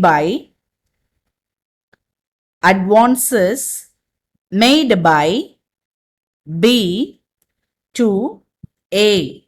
ஏக்கு அட்வான்ஸ் கொடுத்திருக்காரு. இப்ப இது இந்த டிரான்சாக்ஷன் வந்து பிட்வீன் ஏ அண்ட் பி தான். நல்லா கவனிங்க, ஏ அண்ட் பி தான். ஜாயிண்ட் வெஞ்சரை அஃபெக்ட் பண்ணாது. அதனால வாட் இஸ் த என்ட்ரினா கேஷ் ஆர் பேங்க், அதாவது செக்கா கொடுத்தாருன்னா பேங்க்கு, கேஷா கொடுத்தாருன்னா cash. So cash or bank account debtor to B account, பீட் வந்து ரிசீவ் பண்ணியிருந்தோம்னா. இதே இது ஏ கொடுக்குறாரு அப்படின்னா காசு வந்து நமக்கு வெளியில போகும் இல்லையா. So B account debtor to cash or bank அக்கவுண்ட்னு எழுதணும். அவ்வளவுதான். அடுத்து sixth one is sales made by A. அதுக்கு முன்னாடி ஒரு சின்ன இது சொல்லிக்கிறேன் நான். Like some allowances. இப்போ ஏவே எல்லா வேலையும் பார்க்குறாருன்னு வச்சுக்குவோம். அவர் தான் எல்லாமே மெட்டீரியல் கொண்டாரு, அவர் தான் விற்க போகிறாரு, எல்லாமே செய்கிறாருன்னா அந்த சேல்ஸ் பண்ணதுக்கு கமிஷன் கொடுப்பாங்க, இல்லைன்னா சம் அலவன்சஸ் ஏதாவது கொடுப்பாங்க. ஸோ அந்த மாதிரி அலவன்சஸ் கமிஷன் இதெல்லாம் கொடுத்தாங்கன்னா, ஸோ இந்த இடத்துல கமிஷன் ரிசீவ்டு பை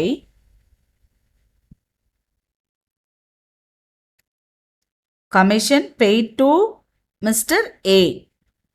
ஏக்கு கமிஷன் கொடுத்தாங்கன்னா what is the entry? Joint venture account debtor to commission. மறந்துடக்கூடாது, ஏ புக்ல ஏனே வராது. So joint venture account debtor to commission. ஒரு செகண்ட் ஏ ரிலேட்டட் எதுக்குமே நம்ம நல்லா யோசித்துக்கணும், ஏ பேர் வராது அப்படின்னு. Then seventh entry sales made by ஏ.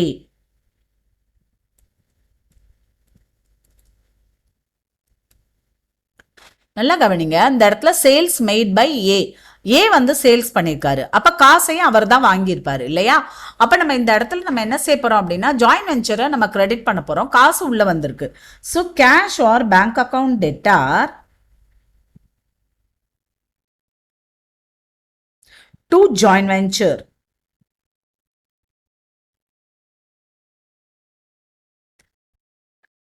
இதே இது சேல்ஸ் மேட் பை பி.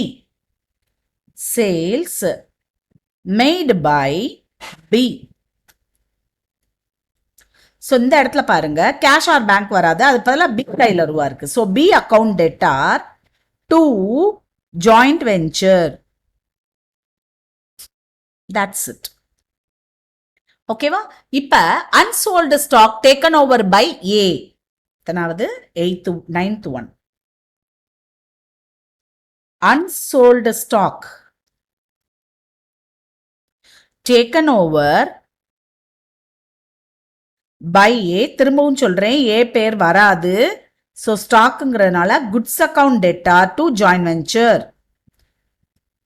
இவர் கொண்டு வந்தப்ப ஜாயிண்ட் வெஞ்சருக்குள்ள போட்டப்ப joint venture account debtor to goods சொன்னோம் இல்லையா. இப்ப goods account debtor to joint venture.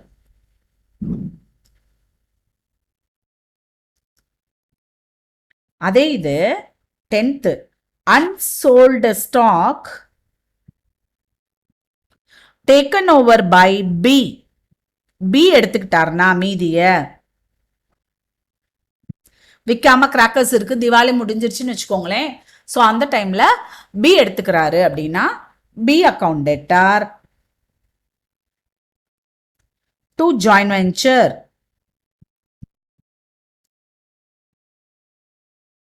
Okay fine. இப்போ 11th டிரான்சாக்ஷன் ப்ராஃபிட் மேட். இப்போ ஜாயிண்ட் வெஞ்சர் அக்கௌண்ட்டை நம்ம க்ளோஸ் பண்ணும்போது அதில் ப்ராஃபிட் வந்திருந்தா நம்ம ஏவோட தான் ஏ அக்கௌண்ட் போட முடியாது. ஸோ நம்ம என்ன செய்ய போகிறோம் அப்படின்னா ஃபர்ஸ்ட் ஜாயிண்ட் வெஞ்சர் எழுதிக்கோங்க. Joint venture account debtor to ஏவோட ப்ராஃபிட்டை ப்ராஃபிட் அண்ட் லாஸ் அக்கௌண்ட்டுக்கு மாற்றுறோம், பியோட தான் பி அக்கௌண்ட்டுக்கு மாற்றிடுறோம். இப்போ லாஸ் இன்கர்டு லாஸ் வந்துருச்சுன்னா loss incurred. So profit and loss account debtor, B account debtor to joint venture. That's all, simple. So ரொம்ப சிம்பிள். நம்ம ரெண்டு அக்கௌண்ட் தான் ஓப்பன் பண்ண போகிறோம் ரெண்டு பேரோட புக்லையும். இப்போ நம்ம ஒரு ப்ராப்ளம் இது ரிலேட்டடாக நம்ம பார்க்க போகிறோம். ஓகேவா? ஸோ இவ்வளோதான் டிரான்சாக்ஷன்ஸு, சிம்பிளி 12 டிரான்சாக்ஷன்ஸ். அதுவுமே நம்ம ப்ராஃபிட் அல்லது லாஸ் அப்படின்னு எடுத்திருக்கோம். ஸோ 11 டிரான்சாக்ஷன்ஸ் தான். அதாவது ஏ குட்ஸ் கொண்டாருனா என்ன, ஏ எக்ஸ்பென்சஸ் பண்ணார்னா என்ன, பி குட்ஸ் கொண்டாருனா என்ன, பி எக்ஸ்பென்சஸ் பே பண்ணாருனா என்ன, அட்வான்சஸ் பி பே பண்ணாருன்னா என்ன செய்யணும்.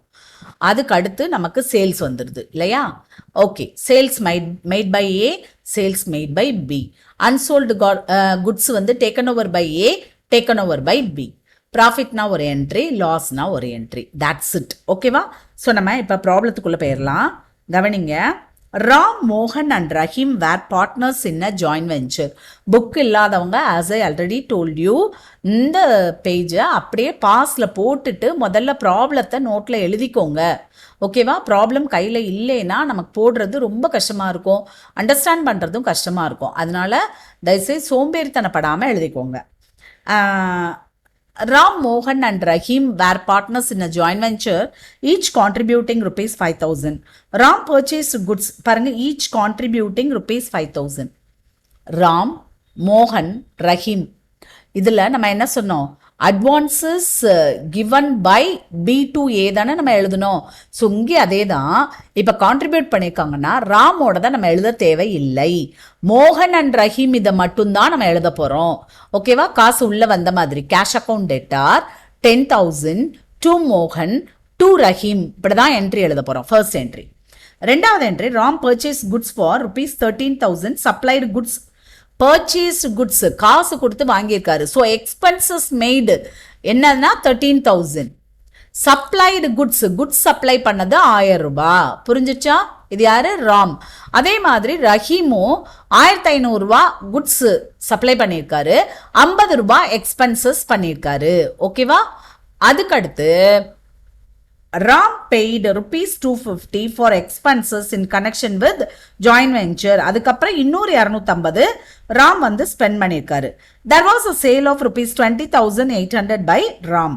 Ram was entitled to a commission of 5% on sales. Ram தான் ஃபுல்லாக வித்திருக்காரு. ஓகேவா?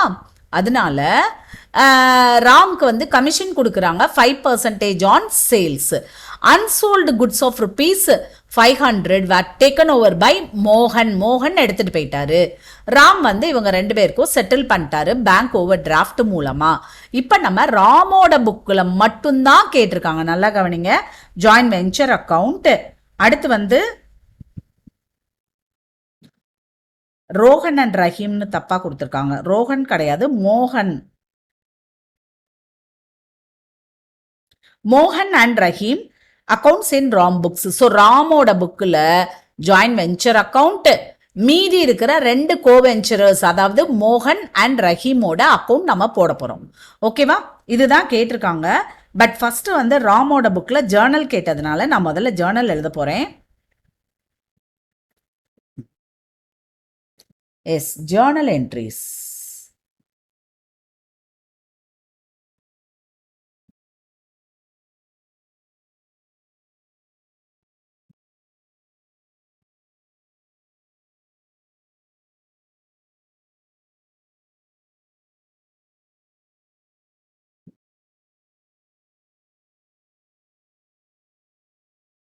Okay, fine.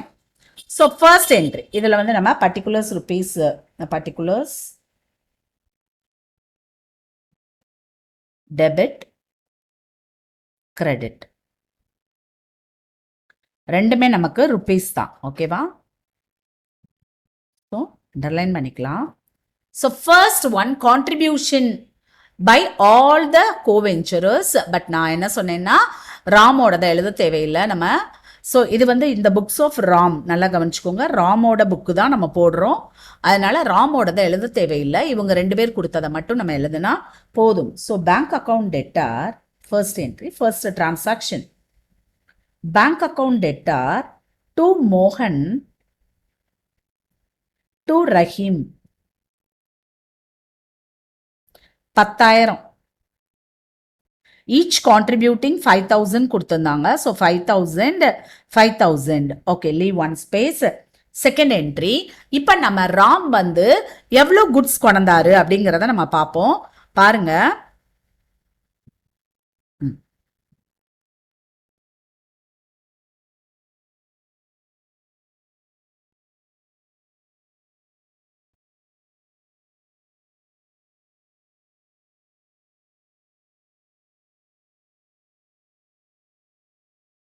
பாருங்க.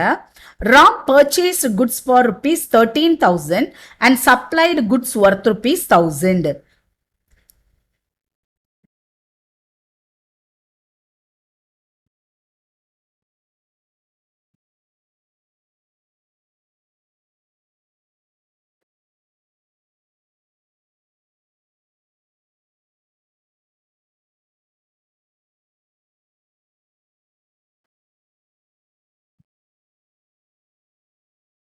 ஒரு நிமிஷம், பேஜை விட்டுட்டேன்னு நினைக்கிறேன். ஒரே ஒரு நிமிஷம். யா, ஃபைன். இந்த ஓகே. இப்போ ராம் வந்து என்ன செஞ்சிருக்காரு அப்படின்னா 13,000 ஒர்த்துள்ள குட்ஸை பர்ச்சேஸ் பண்ணியிருக்காரு, காசு கொடுத்து வாங்கியிருக்காரு. And supplied goods worth rupees 1,000, இதுதான் கையில் இருக்கிற குட்ஸை கொடுத்துருக்காரு. ஓகேவா? அதனால நம்ம இப்போ என்ன செய்ய போறோம் அப்படின்னா செகண்ட் என்ட்ரி பாருங்க.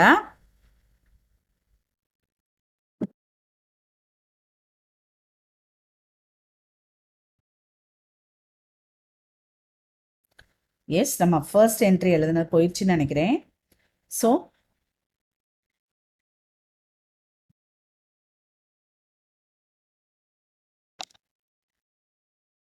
same first entry,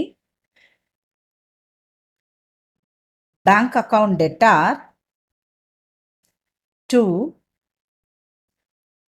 Mohan to Rahim. Yes, 10,000 debit to Mohan 5,000 and Rahim 5,000, right?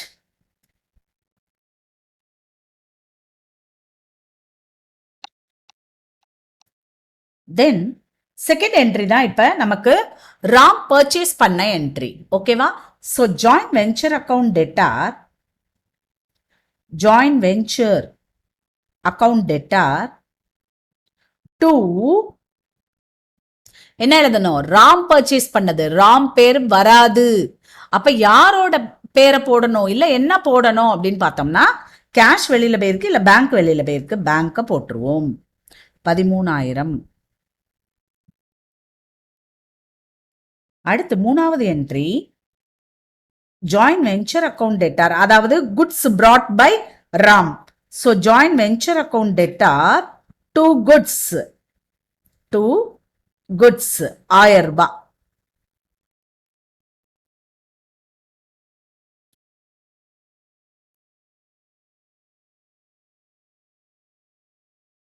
Okay. Then fourth entry. இப்போ நம்மளோட யாரு, மோகனா ரஹீமா யார் கொண்டாங்கன்னு பார்க்கலாமா? பாருங்க. அடுத்து Rahim also supplied goods to the value of 1,500 and his expenses ₹50. புரிஞ்சிச்சா? ஸோ 1,500 ரூபாய் ஒருத்துள்ள குட்ஸ் கொண்டு வர்றாரு, பிளஸ் 50 ரூபாய் ஸ்பெண்ட் பண்ணியிருக்காரு. ஸோ ரெண்டுக்கும் சேர்த்து நம்ம ஒரே என்ட்ரியா போட முடியும். எப்படின்னா joint venture account debtor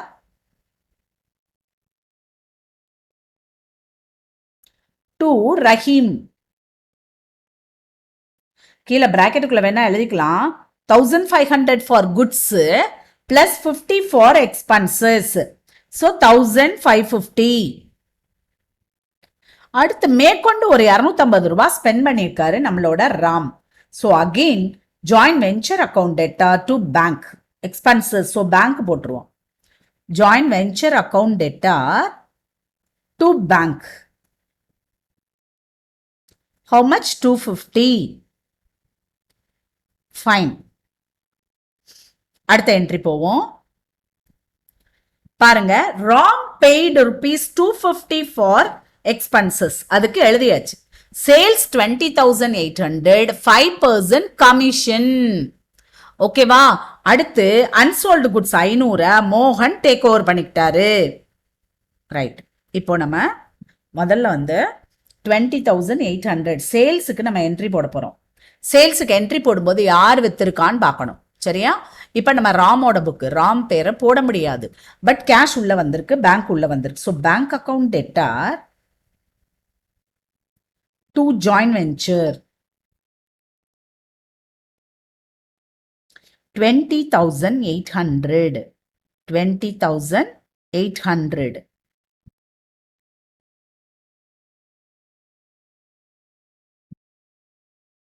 okay. Next entry commission. So நான் ஏற்கனவே சொல்லியிருக்கேன், திரும்பவும் யாருக்கு தான் போகுது கமிஷன்? ராம்க்கு. ராம் பேர் வராது. It is an expense. So joint venture account is debited to commission போட்டணும். அலவன்சஸ் ஏதாவது கொடுத்தாங்கன்னா அலவன்சஸ், போனஸ் மாதிரி கொடுத்தாங்கன்னா போனஸ்ங்கிற வார்த்தை, அவ்வளோதான். Simple. கமிஷன்னா commission, அலவன்ஸ்னா allowance, போனஸ்னா bonus. Okay, commission. So நான் எப்படி கண்டுபிடிக்க போறேன்னா 20,800ல 5% கொடுத்துருந்தாங்க. So 1,040 commission. ஓகே. இப்ப ₹500 ஒருத்துள்ள unsold goods taken over by மோகன். மோகன் எடுத்துட்டு போயிட்டாரு. ஸோ 8வது என்ட்ரி மோகன் account debtor to joint venture. இப்ப நம்ம ராமே எடுத்தாருன்னா எப்படி எழுதணும்? Goods account debtor to joint venture எழுதணும். மோகன் எடுத்ததுனால மோகன் பேரை கொண்டாச்சு. To joint venture 500. This is for unsold goods. ஓகேவா? ஸோ இது முடிஞ்சிருச்சு. இப்போ நம்ம என்ன செய்ய போறோம் அப்படின்னா, கொஞ்சம் இடம் நம்ம விட்டுற போறோம். ஏன்னா இப்போ ப்ராஃபிட்டா லாஸா இதெல்லாம் நம்ம பார்த்துட்டு எல்லாருக்கும் போடணும் இல்லையா? அதனால இடம் விட்டுட்டு what I'm going to do is I'm going to prepare joint venture account.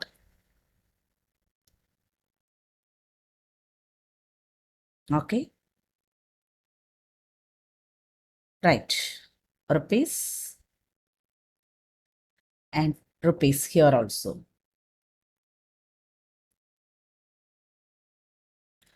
Okay, for the first entry contribution இங்க வராது. ஸோ எங்க தான் வரும் அப்படின்னா, அடுத்து நம்ம என்ன செய்ய போறோம்னா மோகன் அக்கௌண்ட்டும் ரஹீம் அக்கௌண்ட்டும் போட போறோம். ஸோ நான் மோகன் அக்கௌண்ட் அண்ட் ரஹீம் அக்கௌண்ட் இப்போ இங்கே போட்டுறேன்.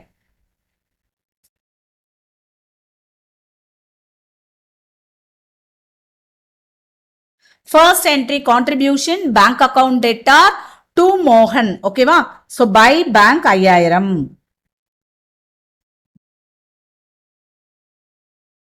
And Rahim also brought rupees 5,000. So by bank 5,000. Right. Okay. What is the next entry? நம்மளோட ராம் வந்து என்ன செஞ்சாரு? Purchase goods worth rupees 13,000. 13,000 ஒர்த்துள்ள குட்ஸ் வந்து வாங்கினாரு இல்லையா? So to bank.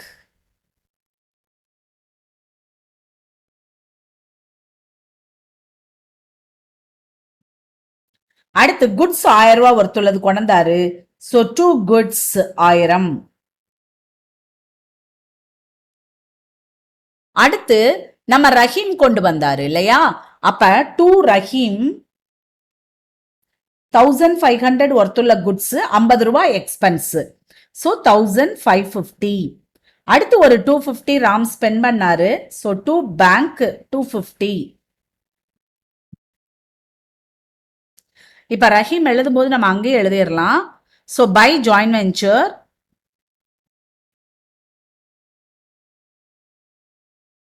1,550. ஓகேவா? Right, good. தென் 250. அடுத்து வந்து நம்ம இவர் சேல்ஸ் பண்ணது 20,800 இல்லையா? So by bank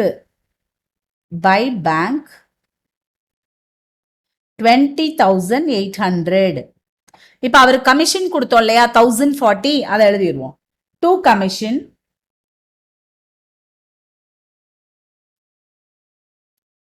1040. அடுத்து பேலன்ஸ் இருக்கிற குட்ஸ்ல 500 ரூபா ஒர்த்துள்ளதா மோகன் எடுத்துட்டு போயிட்டாரு. சோ பை மோகன் 500. இங்க எழுதும் போதே நான் மோகனோட புக்லையும் 2 ஜாயின் வெஞ்சர் 500 போட்டுறேன்.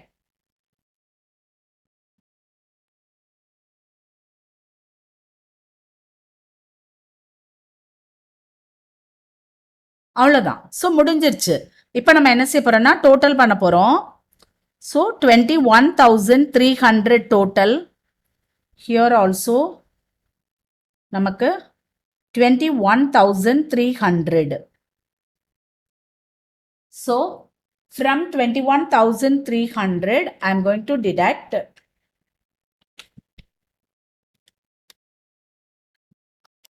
13, 14, 15,550.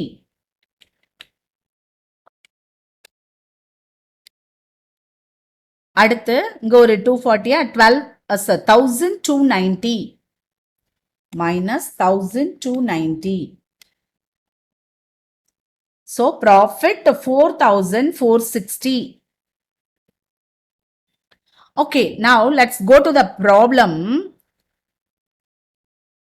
Ram, Mohan and Rahim were partners in a joint venture, each contributing rupees 5,000. அதனால மூணு பேருமே ஈக்குவலா டிவைட் பண்ணிக்கிறாங்கன்னு நம்ம நினைச்சுக்கலாம். ஸோ நினைச்சுக்கிட்டோம்னா ஒவ்வொருத்தவங்களுக்கும் 1,487, ஒரு ஆளுக்கு மட்டும் 1,486 வருது. அதனால நான் என்ன செய்யறேன்னா 2 ப்ராஃபிட் அண்ட் லாஸ் அக்கவுண்ட் 1,486 போட்டுக்கிறேன். 2 மோகன் 1,487, 2 ரஹீம் 1,487. ஓகேவா? அப்ப இப்ப நான் வந்து மோகனோட புக்ல போய் பை ஜாயின் வெஞ்சர் 1,487 அவனோட பங்கு எழுதிட்டேன். ரஹீமோட புக்ல போய் பை ஜாயின் வெஞ்சர் 1,487 அவ்வளவுதான். ஓகேவா? இப்ப நான் மோகன் அக்கௌண்ட்டை க்ளோஸ் பண்ண போறேன். பாருங்க 6,487 6,487. ஸோ இதில் 500 லெஸ் பண்ணா 5,987 டு பேங்க். மோகனுக்கு இதை கொடுத்து நம்ம செட்டில் பண்ண போறோம். This is the balancing figure. Okay, likewise here ரஹீமோட புக்ல நம்ம பார்க்குறோம். அவன் கொண்ட காசு, அவன் கொண்ட குட்ஸ் அண்ட் அவன் ஸ்பெண்ட் பண்ணது, அப்புறம் அவனோட ப்ராஃபிட் மொத்தம் இவ்வளோ ரூபாய் கொடுக்க வேண்டியது இருக்கு நம்ம. So 730,8,037. So to bank balancing figure 8,037. That's all. புரிஞ்சிருக்கும்னு நினைக்கிறேன்.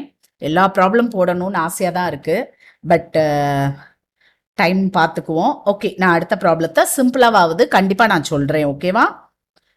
ரைட். ஸோ இந்த ப்ராப்ளம் முடிஞ்சிருச்சு நமக்கு. Let's go to the next problem.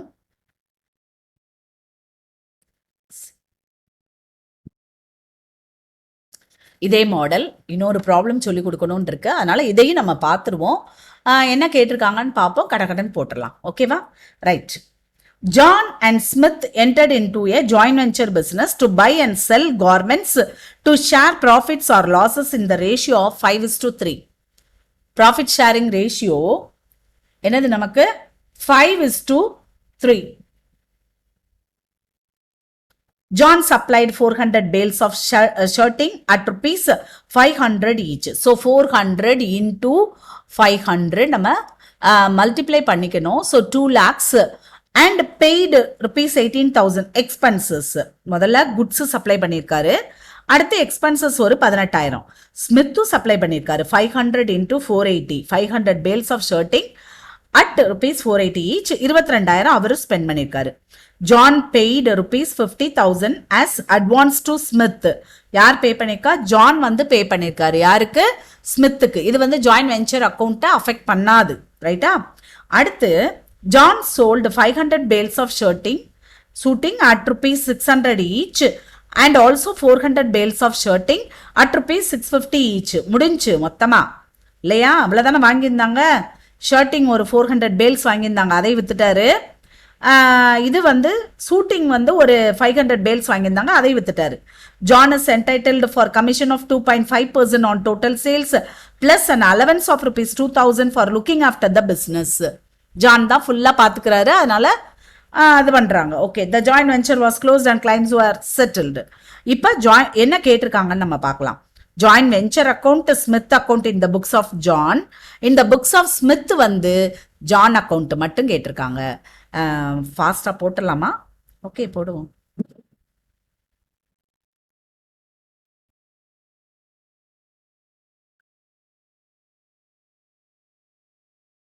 C, நமக்கு ஜேர்னல் என்ட்ரிஸ் எதுவும் கேட்கல, டைரக்டா அக்கௌண்ட் கேட்டிருக்காங்க. ட்ரை பண்ணுவோமே. In the books of John,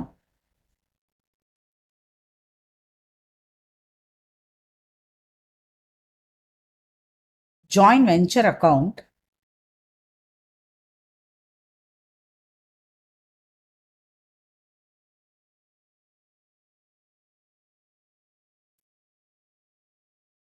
அடுத்து ஸ்மித்தோட அக்கௌண்ட், ஸ்மித் அக்கௌண்ட்.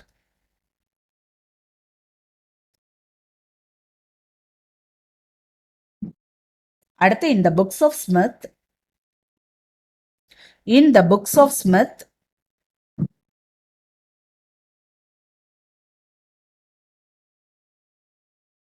நம்ம வந்து செய்ய போகிறது ஜான் அக்கௌண்ட் மட்டும்தான் போட போகிறோம். John account, that's all.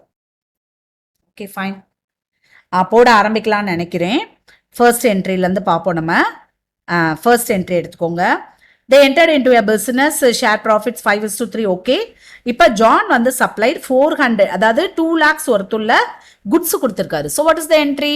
Joint venture account debtor 2 goods, அடுத்து 2 பேங்க்னு போட்டு 18,000. ஓகேவா? So 2 goods 2 lakhs.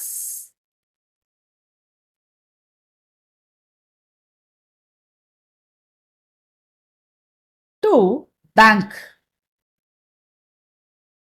18,000. இங்க எப்படி வந்தது நமக்கு? 400 bales at the rate of rupees 500. Okay, next one is நம்மளோட ஸ்மித் கொண்டு வந்தாரு. ஸோ டு ஸ்மித், அவர் வந்து 500 bales of shooting at the rate of, ஒரு நிமிஷம் எவ்வளோன்னு பார்த்துடலாம், 480. அப்புறம் 22,000 ரூபாயும் செலவழிச்சிருக்காரு. So 500 into 480. அடுத்து டு ஸ்மித் 18,000 ஸ்பெண்ட் பண்ணார் இல்லையா? 22,000 ஸ்பெண்ட் பண்ணியிருக்காரு. அதையும் நம்ம எழுதிடுவோம். இது வந்து 500 into 480. ஸோ அதை நம்ம மல்டிப்ளை பண்ணி வச்சுக்கலாம். 2,40,000. ஓகேவா? ஸோ நான் 2,40,000 எழுதிக்கிறேன். ஃபைன். இப்போ நம்ம ஸ்மித் அக்கௌண்ட்லேயே அட் அ டைமில் நம்ம போட்டுடலாமா? ஸோ எழுதுங்க, by joint venture 2,40,000, this is for goods, and by joint venture 22,000, this is expenses made by Smith. எழுதியாச்சு, ரைட், குட். இப்போ சேல்ஸ் பண்றாரு இல்லையா? ஸோ சேல்ஸ் யார் பண்றா? ஜான் தான் பண்றாரு. அப்ப நம்ம வந்து பை பேங்க்னு எழுதிக்கலாம். By bank.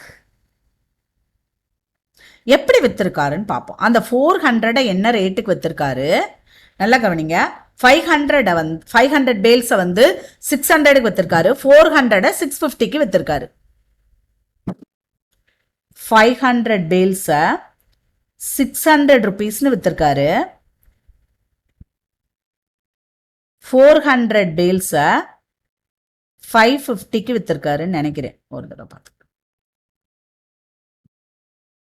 நோ, 650க்கு வித்திருக்காரு. 650க்கு வித்திருக்காரு. ஓகேவா? ஸோ இப்போ நம்ம மல்டிப்ளை பண்ணி வச்சுக்கலாம். ஃபர்ஸ்ட் ஒன் 3 lakhs, அடுத்தது 400 into 650 is equal to 2,60,000. So total of 5,60,000. Fine. இதுல நல்லா கவனிங்க, இதுல 2.5% இவருக்கு என்ன கொடுக்குறாங்க, கமிஷன் கொடுக்குறாங்க. ஓகேவா? நம்ம எப்போ எழுதுவோம் இல்லையா, 2 கமிஷன், அதே மாதிரி 2 கமிஷன் 14,000. இது போக நம்ம ஜானுக்கு அலவன்சஸும் கொடுக்குறாங்க. ஸோ 2 அலவன்சஸ் ரூபாயா கொடுக்குறாங்க. அவர் அந்த ஃபுல்லா எல்லா ஆக்டிவிட்டிஸும் பார்த்ததுனால 2,000 ரூபாய் கொடுத்துருக்காங்க. ஸோ அந்த 2,000த்தையும் நம்ம எழுதிக்கலாம். அவ்வளோதான். there is no closing stock. எல்லாத்தையும் வித்துட்டாங்க பாருங்க. 500 bales of suiting வித்துட்டாங்க, 400 bales of shirting வித்துட்டாங்க. so there is no closing stock. and இவர் ரூபா கொடுத்தாரு இல்லையா, அட்வான்ஸ் கொடுத்தது ஒரு பாயிண்ட் ஊடால் நம்ம பார்த்தோம். யார் யார் கொடுத்துருக்கான்னு மட்டும் பார்த்துக்கலாம். ஓகேவா? ஸோ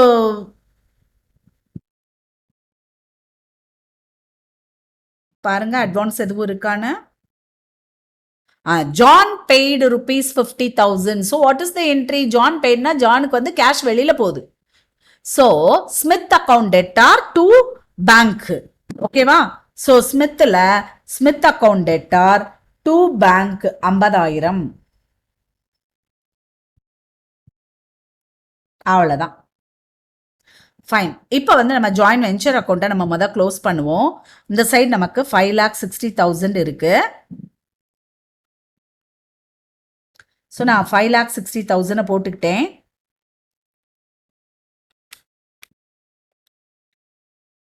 அதுலேருந்து நம்ம இப்போ minus 2,18,000 minus 2,62,000 minus 16,000.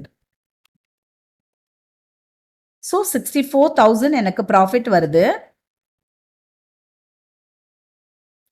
இதை வந்து 5:3 ரேஷியோ, ஸோ இன்டூ 5/8 போட்டோம்னா 2 profit and loss 40,000 to Smith 24,000.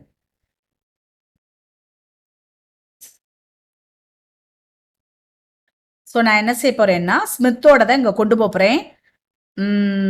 by joint venture 24,000.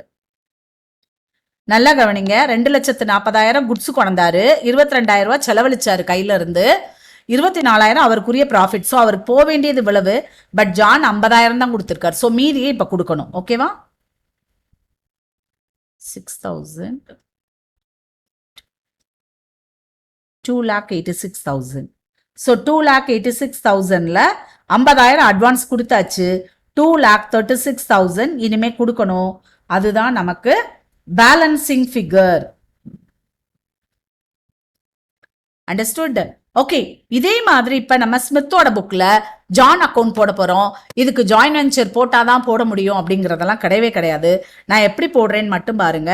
இந்த இடத்துல 2 goods 2 பேங்க் போட்டிருக்கோம் இல்லையா, இப்ப இது எல்லாமே by join venture 2 lakhs, by join venture 2 lakhs, by join venture 18,000. நீங்க நல்லா கவனிக்கணும்.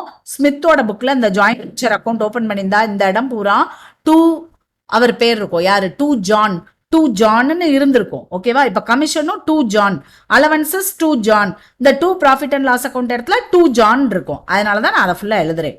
So by join venture 14,000, 2,000, 40,000. By join venture 14,000, this is for commission, and by joint venture 2,000, this is for allowances, and by joint venture 40,000, this is for his profit share. ஓகே. அதே மாதிரி இங்க John தான் வாங்கினாரு, அதனால இங்கே பை ஜான் இருக்கும். So 2 joint venture 5,60,000. 2 joint venture 5,60,000. இது போக ஜாயின்ட் வெஞ்சர்ல வராத ஒரு டிரான்சாக்ஷன் இருக்கு. நம்ம ஜான் வந்து இவருக்கு ரூபா கொடுத்தாரு ஸ்மித்துக்கு இல்லையா? ஸோ எவ்வளோ ரூபா கொடுத்தாரு? 50,000 ரூபாய் கொடுத்தாரு. இப்போ ஸ்மித்தோட புக்ல போடும்போது நல்லா கவனிங்க, ஸ்மித்தோட புக்ல போடும்போது அவருக்கு வந்து காசு உள்ள வருது இல்லையா? So what is the entry?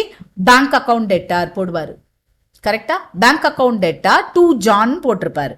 அப்ப பை பேங்க் 50,000. இப்ப நம்ம மீதி அதை எல்லாமே போட்டோம் பாருங்க. ஜான் இதெல்லாம் எங்க பேங்க் இப்படி எப்படி வந்தோ அதை எல்லாத்தையும் போட்டாச்சு.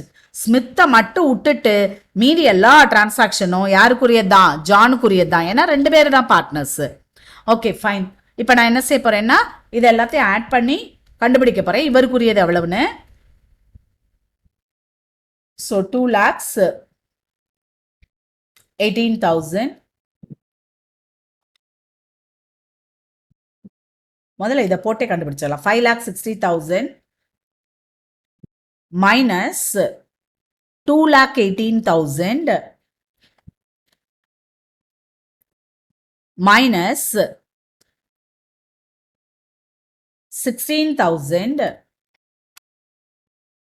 மைனஸ் 90,000 2,36,000 வருது. ஸோ இது வந்து நம்ம அவருக்கு கொடுக்க வேண்டிய ரூபா by bank. Balancing figure 2,36,000. So total is 5,60,000.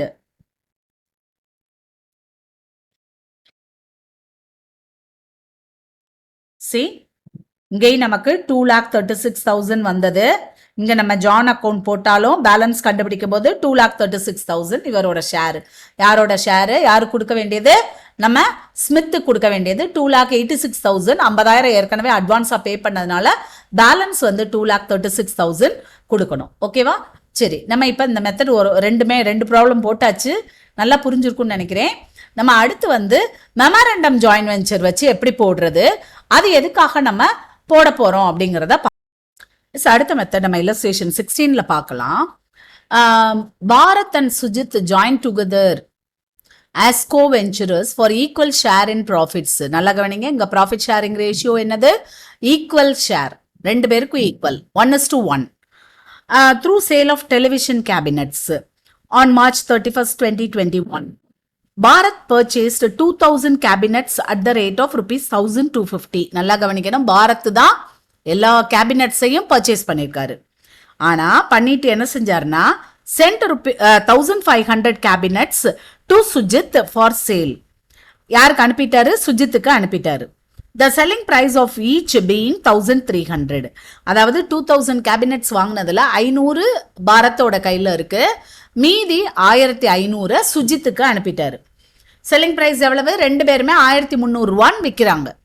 All the cabinets were sold. அப்பாடா, அதாவது there is no closing stock by both and the proceeds were collected. Each venturer recorded in his books only those transactions concluded by him. அவங்க சம்பந்தப்பட்ட transactions மட்டும்தான் எழுதுறாங்க. பரத்தோட புக்ல பரத்துக்கு தகுந்த அவருக்குரிய transactions மட்டும் எழுதுறாரு. சுஜித்தோட இதுல வந்து சுஜித்துக்குரிய டிரான்சாக்ஷன்ஸ் மட்டும்தான் எழுதுவாரு. ஓகே, இப்போ என்னென்ன expenses? Bharat freight and insurance 12,000, selling expenses 5,000. Sujit clearing charges 1,000, selling expenses 1,000. அதுக்கு முன்னாடி இந்த இடத்துல கேட்டிருக்காங்க, முந்தின பேராவை பாருங்க ஒரு நிமிஷம். Each venturer recorded in his books only those transactions concluded by him, final profit and loss being ascertained through a memorandum joint venture account.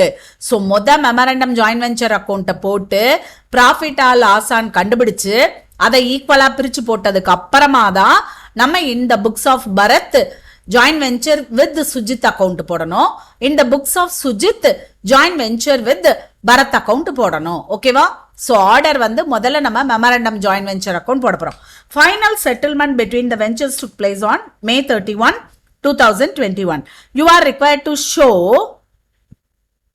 என்னென்ன கேட்டிருக்காங்கன்னு பாருங்க. Correct. Memorandum Joint Venture account, joint venture with Sujit account in the books of Bharat, in the books of Sujit வந்து joint venture with Bharat account. ஓகேவா? ஸோ நம்ம டைரக்டா இதுக்கே போகலாம். எப்படி போடணும்னு நான் சொல்லி கொடுக்குறேன். ஜேர்னல் கேட்டாங்கனாலும் பிரச்சனை இல்லை, அதை வச்சே நீங்கள் எழுதிடலாம். ஓகேவா? ஸோ ஃபஸ்ட்டு நம்ம என்ன செய்ய போகிறோம் அப்படின்னா, முதல்ல வந்து நம்ம மெமரண்டம் ஜாயின்ட் வெஞ்சர் அக்கௌண்ட் வந்து ஓப்பன் பண்ண போகிறோம். சே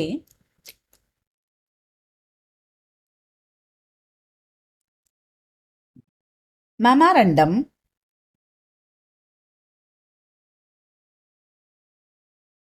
ஜாயிண்ட் வெஞ்சர் அக்கௌண்ட்.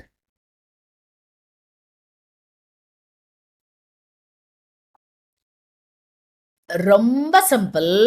எப்படி நீங்க வந்து ட்ரேடிங் அக்கௌண்ட் போடுவீங்களோ அதே தான். C to purchases.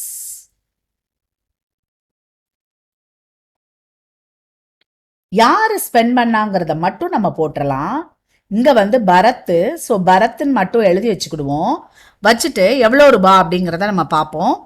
பாருங்க, ப்ராப்ளத்தை எடுத்துக்கலாம்.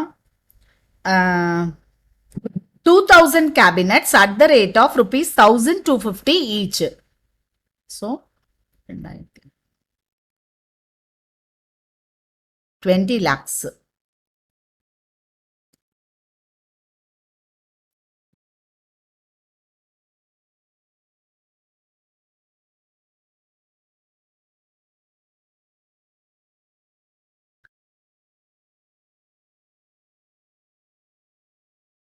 Okay. So, நம்ம இப்போ என்ன செய்ய போகிறோம்?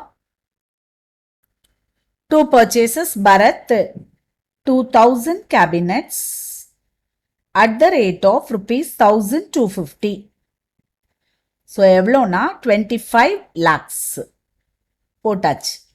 பர்ச்சேசஸ் இவர் மட்டும்தான் பண்ணாரு, அதனால நம்ம எழுதியாச்சு. அடுத்து 2 எக்ஸ்பென்சஸ். இது வந்து நமக்கு பரத்தும் பண்ணாரு,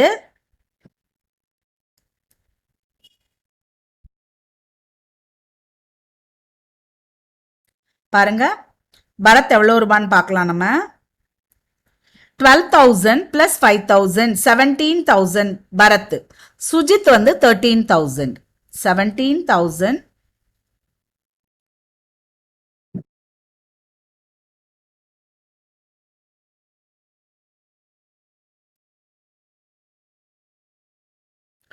வெறும் ட்ரேடிங் அக்கௌண்ட் எப்படி போடுறோமோ அதே மாதிரி தான் நான் போட்டுட்டு இருக்கேன். நான் வேற எதுவுமே செய்யல. அடுத்து பை சேல்ஸ். பை சேல்ஸ் ரெண்டு பேருமே 1300க்கு தான் வித்தாங்க இல்லையா? சோ பரத் எவ்வளவு 500 தான் அவர் கையில வச்சிருந்தாரு. So 500 at the rate of 1300.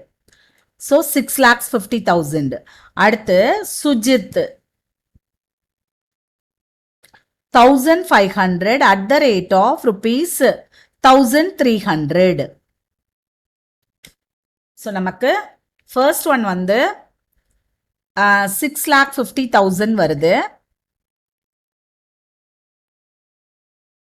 Plus 1,500 into 1,300, that is 19,50,000.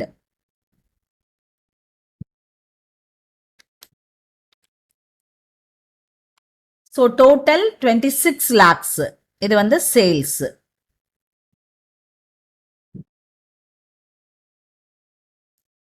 Okay, இப்போ நான் என்ன செய்ய போறேன்னா டோட்டலாக கீழே எழுதிக்கிட்டேன் 26 lakhs. வேற எதுவுமே கிடையாது, நமக்கு க்ளோசிங் பேலன்ஸ் இல்லை. க்ளோசிங் பேலன்ஸ் இருந்ததுன்னா நம்ம அதையும் நம்ம எழுதுவோம். ட்ரேடிங் அக்கௌண்ட் எப்படி போடுவோமோ அதே தான். அதாவது ஜாயின்ட் வெஞ்சர்ல ஓப்பனிங் எல்லாம் இருக்காது, ஒவ்வொன்றும் புது புது வெஞ்சர், அதனால ஓப்பனிங் இருக்காது. பட் சம்டைம்ஸ் க்ளோசிங் ஸ்டாக் இருக்கும், யாராவது ஒரு ஆள் எடுப்பாங்க. பட் இந்த ப்ராப்ளத்தில் அதுவும் இல்லை, எல்லாத்தையுமே விற்று காலி பண்ணிட்டாங்க. அதனால நமக்கு என்னென்ன ஐட்டம் தான்? பர்ச்சேசஸ், எக்ஸ்பென்சஸ், சேல்ஸ், அவ்வளோதான். ஸோ 26 lakhs நான் எழுதிட்டேன். இந்த 26 lakhsல நம்ம இப்போ லெஸ் 25 lakhs மைனஸ் 30,000. ஸோ எவ்வளோ வருது அப்படின்னா பேலன்ஸ் 70,000 வருது. இந்த 70,000ல நம்ம இப்போ என்ன செய்ய போகிறோம்னா 2 பேருக்கும் பிரிக்க போகிறோம் இல்லையா? இது வந்து to profit and loss account, நமக்கு 70,000. இதை வந்து நம்ம 2 பேருக்கும் பிரிக்க போகிறோம், ஈக்குவலாக தான் பிரிக்க போகிறோம். ஸோ பரத்துக்கு ஒரு 35,000, பரத் ஒரு 35,000 அண்ட் சுஜித் ஒரு 35,000. அவ்வளோதான், முடிஞ்சு. ரொம்ப சிம்பிள், ட்ரேடிங் அக்கௌண்ட் மாதிரி. நான் உங்களுக்கு வந்து ஜேர்னல் சொல்லி கொடுத்து இதை போட்டிருந்தா கூட உங்களுக்கு இவ்வளோ சிம்பிளாக இருக்காது. ஸோ கரெக்டாக இப்போ இது போட்டுட்டோம்னா ரொம்ப ஈஸி. இப்போ நான் என்ன செய்ய போகிறேன்னா in the books of Bharat போட போகிறேன். In the books of Bharat நான் என்ன அக்கௌண்ட் போட போறேன்னா joint venture with Sujit. Joint venture with Sujit account. So நம்ம போட போகிறது ஜாயின்ட் வெஞ்சர் அக்கௌண்ட் தான். நல்லா கவனிங்க, இதில் பரத்தோட புக்கில் பரத் ரிலேட்டடாக மட்டும் போடணும். நல்லா கவனிக்கணும், பரத்தோட அக்கௌண்ட்ல பரத் ரிலேட்டட் நல்லா 2 பர்ச்சேசஸ் இருக்கு இல்லையா, அதை நம்ம போட்டுடலாம். 2 பர்ச்சேசஸ்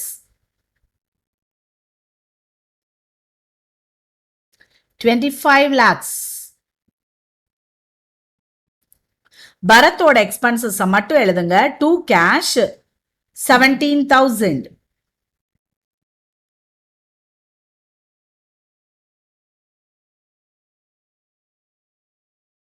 அடுத்து இங்கேயும் பரத் வித்தது மட்டும் 6,50,000 மட்டும் எழுதுங்க. பை கேஷ், இவர் கையில தானே வித்து வந்திருக்கோம், கேஷோ பேங்கோ ஏதோ ஒன்று, 6,50,000.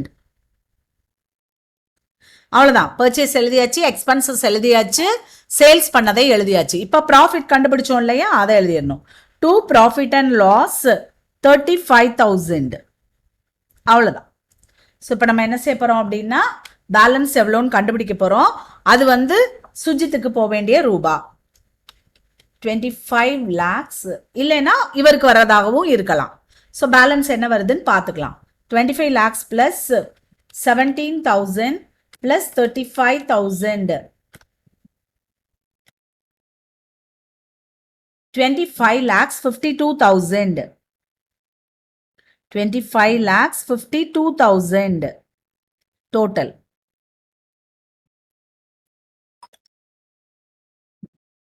இதில் லெஸ் 6,50,000 கழிச்சிட்டோம்னா 19,02,000. So this is by bank settlement. இதுதான். So this is balancing figure, settle பண்ண வேண்டிய அமௌண்ட் 19,02,000. யோசித்து பாருங்க, bank account debtor to joint venture, அப்போ இவருக்கு வர வேண்டிய ரூபா. ஓகேவா? இப்போ நம்ம இந்த புக்ஸ் ஆஃப் சுஜித் போட போகிறோம். In the books of Sujith என்ன போட போகிறோம்? Joint venture with Bharat. Joint venture with Bharat.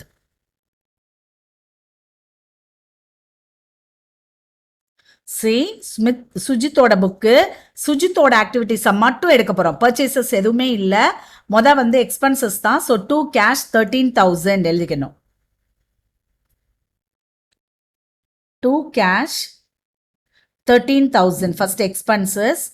அடுத்து பை பேங்க் வித்து வந்த ரூபா 19,50,000. அவ்வளோதான். பர்ச்சேஸ் இல்லைன்னா எக்ஸ்பென்சஸும் சேல்ஸும் தான். எக்ஸ்பென்சஸ் இங்கிட்ட எழுதியாச்சு, சேல்ஸ் அந்த சைடு எழுதியாச்சு.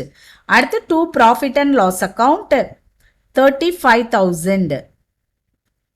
So finished. இப்போ நான் என்ன செய்ய போகிறேன் அப்படின்னா 19,50,000 இருந்து மைனஸ் 48,000 கழிக்க போகிறேன். ஸோ வந்துருச்சு, எனக்கு ஆன்சர் வந்துருச்சு 19,02,000. This is the amount of settlement to bank. Balancing figure. Okay. So total 19,50,000.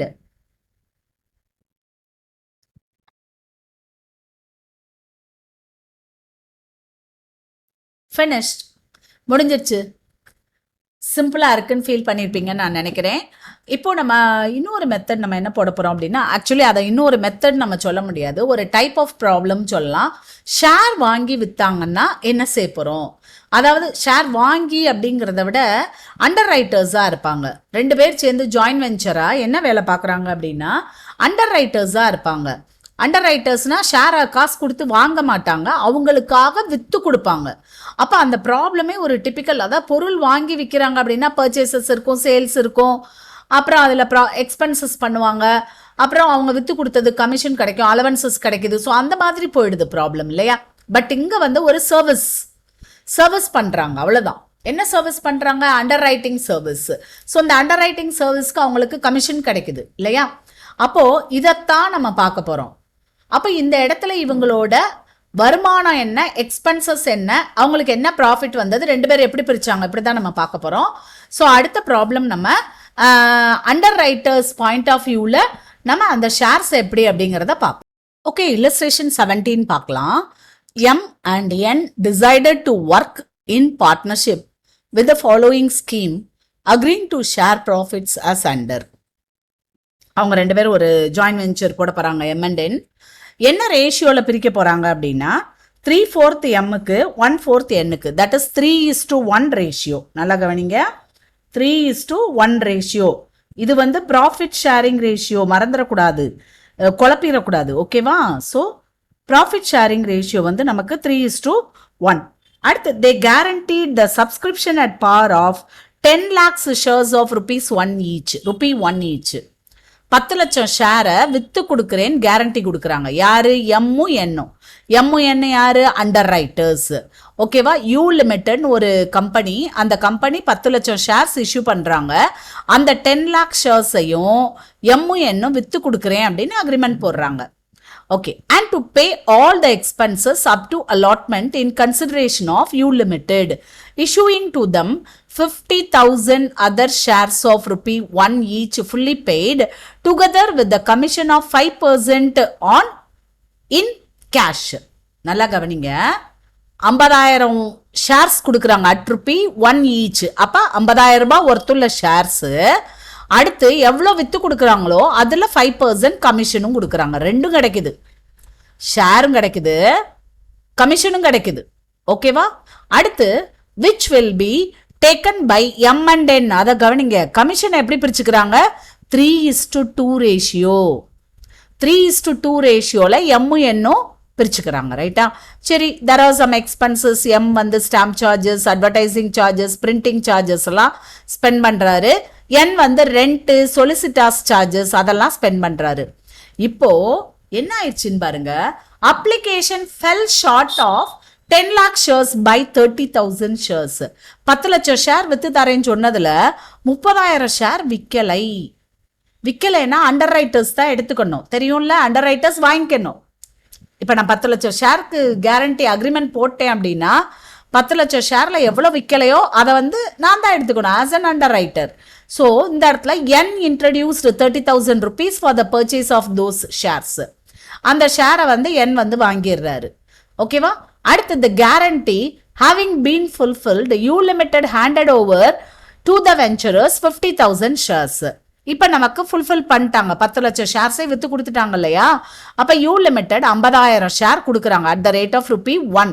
So value also 50,000 rupees and also paid the commission in cash. இதுவும் கமிஷனும் கரெக்டாக கொடுத்துட்டாங்க. All their holdings were subsequently sold by the venturer N, receiving rupees 18,000 and M rupees 50,000. அவங்க கையில் இருக்கிற எல்லா ஷேர்ஸை வித்துட்டாங்க. என்ன எல்லா ஷேர்ஸ்னா என்னது? 10 லட்சத்தில் விற்காம இருந்த 30,000 ஷேரு, அடுத்து அவங்களுக்கு கமிஷனா கொஞ்சம் ஷேரு கொஞ்சம் கேஷாக கொடுத்தாங்க இல்லையா, அது ஒரு 50,000 ஷேரு. மொத்தம் 80,000 ஷேர்ஸ் அவங்க கையில் இருந்ததுல எப்படி விற்றுருக்காங்க, எவ்வளோ ரூபா வந்திருக்குன்னா என் வித்தது 18,000 ரூபாய் வந்திருக்கு, எம் வித்தது 50,000 ரூபாய் வந்திருக்கு. இப்போ நீங்கள் நல்லா கவனிக்கணும், இது வந்து சர்வீஸ்க்கு நமக்கு கமிஷன் கிடைச்சிருக்கு. புரிஞ்சிருச்சா? அண்ட் வேற வழி இல்லாமல் ஒரு 30,000 ரூபாய் ஷேரையும் இவங்க வாங்குற மாதிரி ஆயிடுச்சு. 30,000 ரூபாய் ஷேரையும் இவங்க வாங்குற மாதிரி ஆயிடுச்சு. ஸோ இதுதான் பிரச்சனை. ஓகேவா? ரைட். இப்போ நம்ம கொஷின் என்ன கேட்டிருக்காங்க அப்படிங்கிறத நம்ம பார்த்துக்கலாம். கொஷின் என்ன கேட்டிருக்காங்க? இந்த right up necessary accounts in the books of both the parties on the presumption that memorandum joint venture account is opened for the purpose. ஓகேவா? இப்போ நம்ம என்ன செய்ய போறோம் அப்படின்னா மெமரண்டம் ஜாயின்ட் வெஞ்சர் அக்கௌண்ட் முதல்ல நம்ம ஓபன் பண்ண போறோம். So memorandum joint venture account ஏற்கனவே தெரியும். It's just like trading account. Purchase பண்ணதை முதல் எழுதிக்கணும், எக்ஸ்பென்சஸ் பண்ணதை எல்லாத்தையும் அடுத்து எழுதிக்கணும். அதுக்கடுத்து இந்த சைடு நமக்கு என்னென்ன இன்கம் வந்ததோ அது எல்லாத்தையும், சேல்ஸ் இன்கம் என்னென்ன வந்துச்சோ அது எல்லாத்தையும் எழுத போறோம். அவ்வளோதான். ஓகேவா? ஸோ இப்போ நம்ம போட போறோம். கவனிங்க. illustration 17 I think. So memorandum joint venture அக்கௌண்ட்ல நம்ம ஷேர் அண்டர்ரைட் பண்ற ஒரு மாடல் போட போறோம். மெமரண்டம் ஜாயின்ட் வெஞ்சர் அக்கௌண்ட் ரொம்ப சிம்பிள். நமக்கு நம்ம வருஷக்கணக்கா என்ன போட்டுட்டு இருக்கோம், ட்ரேடிங் அக்கௌண்ட் போட்டுட்டு இருக்கோம். Same method. ஆனா இந்த இதுல ரொம்ப கவனமா கவனிக்கணும். இது வந்து சர்வீஸ் இல்லையா? இது வந்து ஒரு சர்வீஸ். அப்ப சர்வீஸ் சொல்லும்போது நமக்கு வந்து வாங்குறது விற்கிறது அப்படிங்கிறதெல்லாம் என்ன அப்படிங்கிறத நம்ம பார்த்து கவனமாக செய்யணும். இப்போ இந்த ப்ராப்ளத்தை பொறுத்த வரைக்கும் இவங்க வாங்கினது அப்படின்னா 30,000 ஷேர் தான். என்னதான் வாங்கினாங்க? 30,000 ஒர்த்துள்ள ஷேர்ஸ் மட்டும்தான் வாங்கினாங்க. ஸோ கவனிங்க. 2 பர்ச்சேசஸ். யார் வாங்கினானா? என் வாங்கினாரு. எவ்வளோ வாங்கினாரு? 30,000 shares at the rate of ₹1. So rupees போட்டோம்னாலும் 30,000 தான். ஓகேவா? Right, fine. அப்போ பர்ச்சேசஸ் எழுதிட்டேன். அடுத்து 2 எக்ஸ்பென்சஸ். 2 எக்ஸ்பென்சஸ். ஓகேவா? இப்போ இதில் எம்மும் ஸ்பெண்ட் பண்ணியிருக்காரு, என்னும் ஸ்பெண்ட் பண்ணியிருக்காரு. எவ்வளோன்னு நம்ம பார்ப்போம். சி எம் எவ்வளோ ஸ்பெண்ட் பண்ணியிருக்காருன்னு பாரு. ஸ்டாம்ப் சார்ஜஸ் ஒரு 4,000, அட்வர்டைசிங் ஒரு 3,000, பிரிண்டிங் ஒரு 3,000. ஸோ 7,000, 10,000 ஸ்பெண்ட் பண்ணியிருக்காரு. நம்ம என் வந்து 5,000. ஸோ 10,000, 5,000.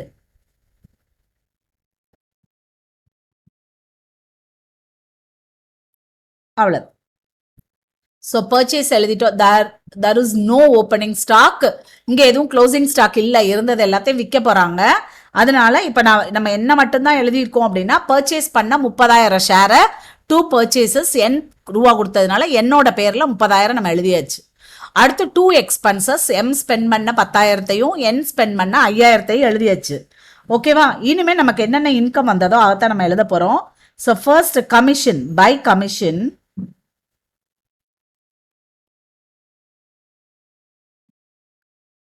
எம்முக்கு எவ்வளவு, என்னுக்கு எவ்வளவுன்னு எழுத போறோம்.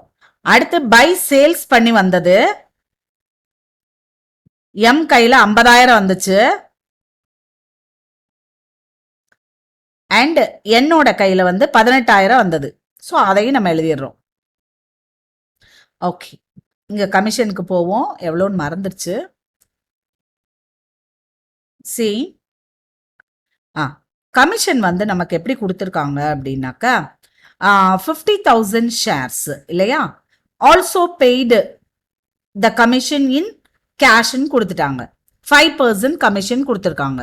ஸோ நல்ல கவனிங்க. 5% கமிஷன் 10 லட்சம் ரூபாய்க்கு 5% நம்ம கண்டுபிடிக்கிறோம். எவ்வளோ வருது? 50,000. எவ்வளோ வருது? 50,000.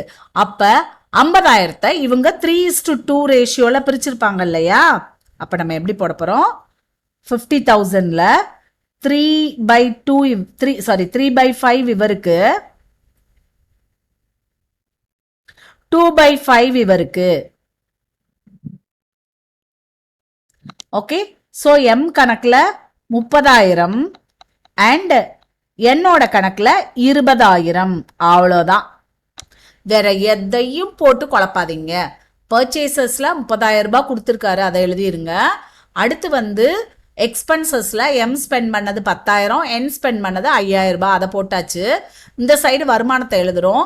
ஸோ கமிஷன் 30,000 ரூபாய் எம்முக்கு, என்னுக்கு 20,000 ரூபாய். சேல்ஸ் பண்ணி வந்த ரூபாய் இவங்க கையில் இருக்கிறது எம்முக்கு 50,000, எண்ணுக்கு 18,000 இவ்வளோதான். ஓகேவா?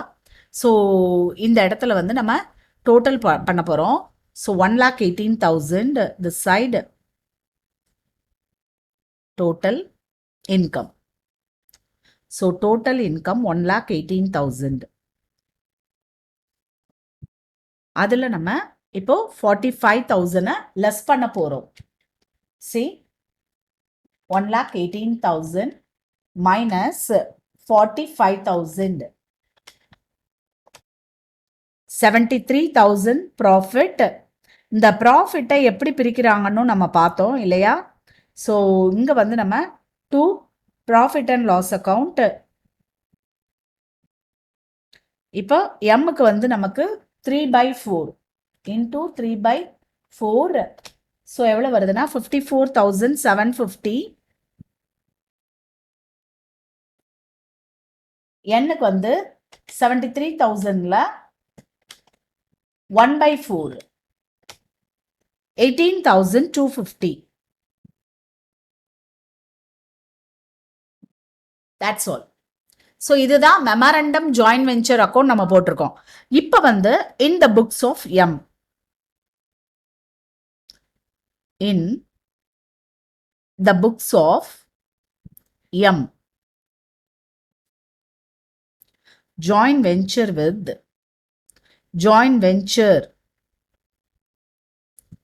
with N. எஸ். ஸோ இப்போ என் ரிலேட்டட் எம் ரிலேட்டட் மட்டும் எழுதணும்.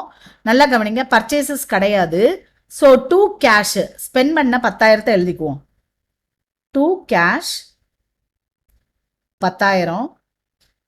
Two profit and loss account 54,750. அடுத்தது பை கேஷ், கமிஷன் கொடுத்துருக்காங்க இல்லையா இவருக்கு 30,000. அடுத்து பை சேல்ஸ் பண்ணி வந்த கேஷ் அது ஒரு 50,000. அவ்வளோதான். So finished. இப்போ நான் வந்து டோட்டல் போடுறேன். இங்கே வந்து 80,000,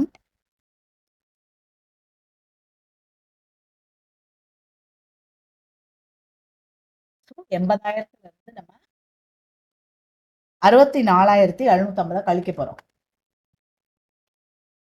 15,250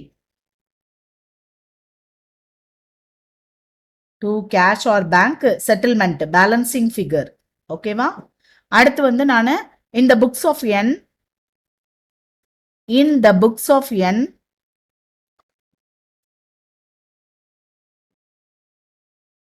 joint venture with M account. So நல்லா கவனிங்க, என் ரிலேட்டட் மட்டும்தான் எழுதணும். ஸோ என் தான் 30,000 ரூபா ஒருத்துள்ள ஷேரை வாங்கினாரு. ஸோ நம்ம இப்போ வந்து டூ பர்ச்சேசஸ் 30,000. அடுத்து அவர் ஸ்பெண்ட் பண்ண 5,000 நான் எழுதுறேன். To cash 5,000. அடுத்து to profit and loss account, இவருக்குரியதை நம்ம எழுத போகிறோம். நம்ம எங்க போய் பார்க்கணும்? மெமரண்டம் ஜாயின்ட் வெஞ்சர் அக்கௌண்ட்ல பாருங்க, 18,250. ஸோ 18,250 நம்ம எழுதிடுறோம். அடுத்து பை கமிஷன் இவருக்குரியது, அதனால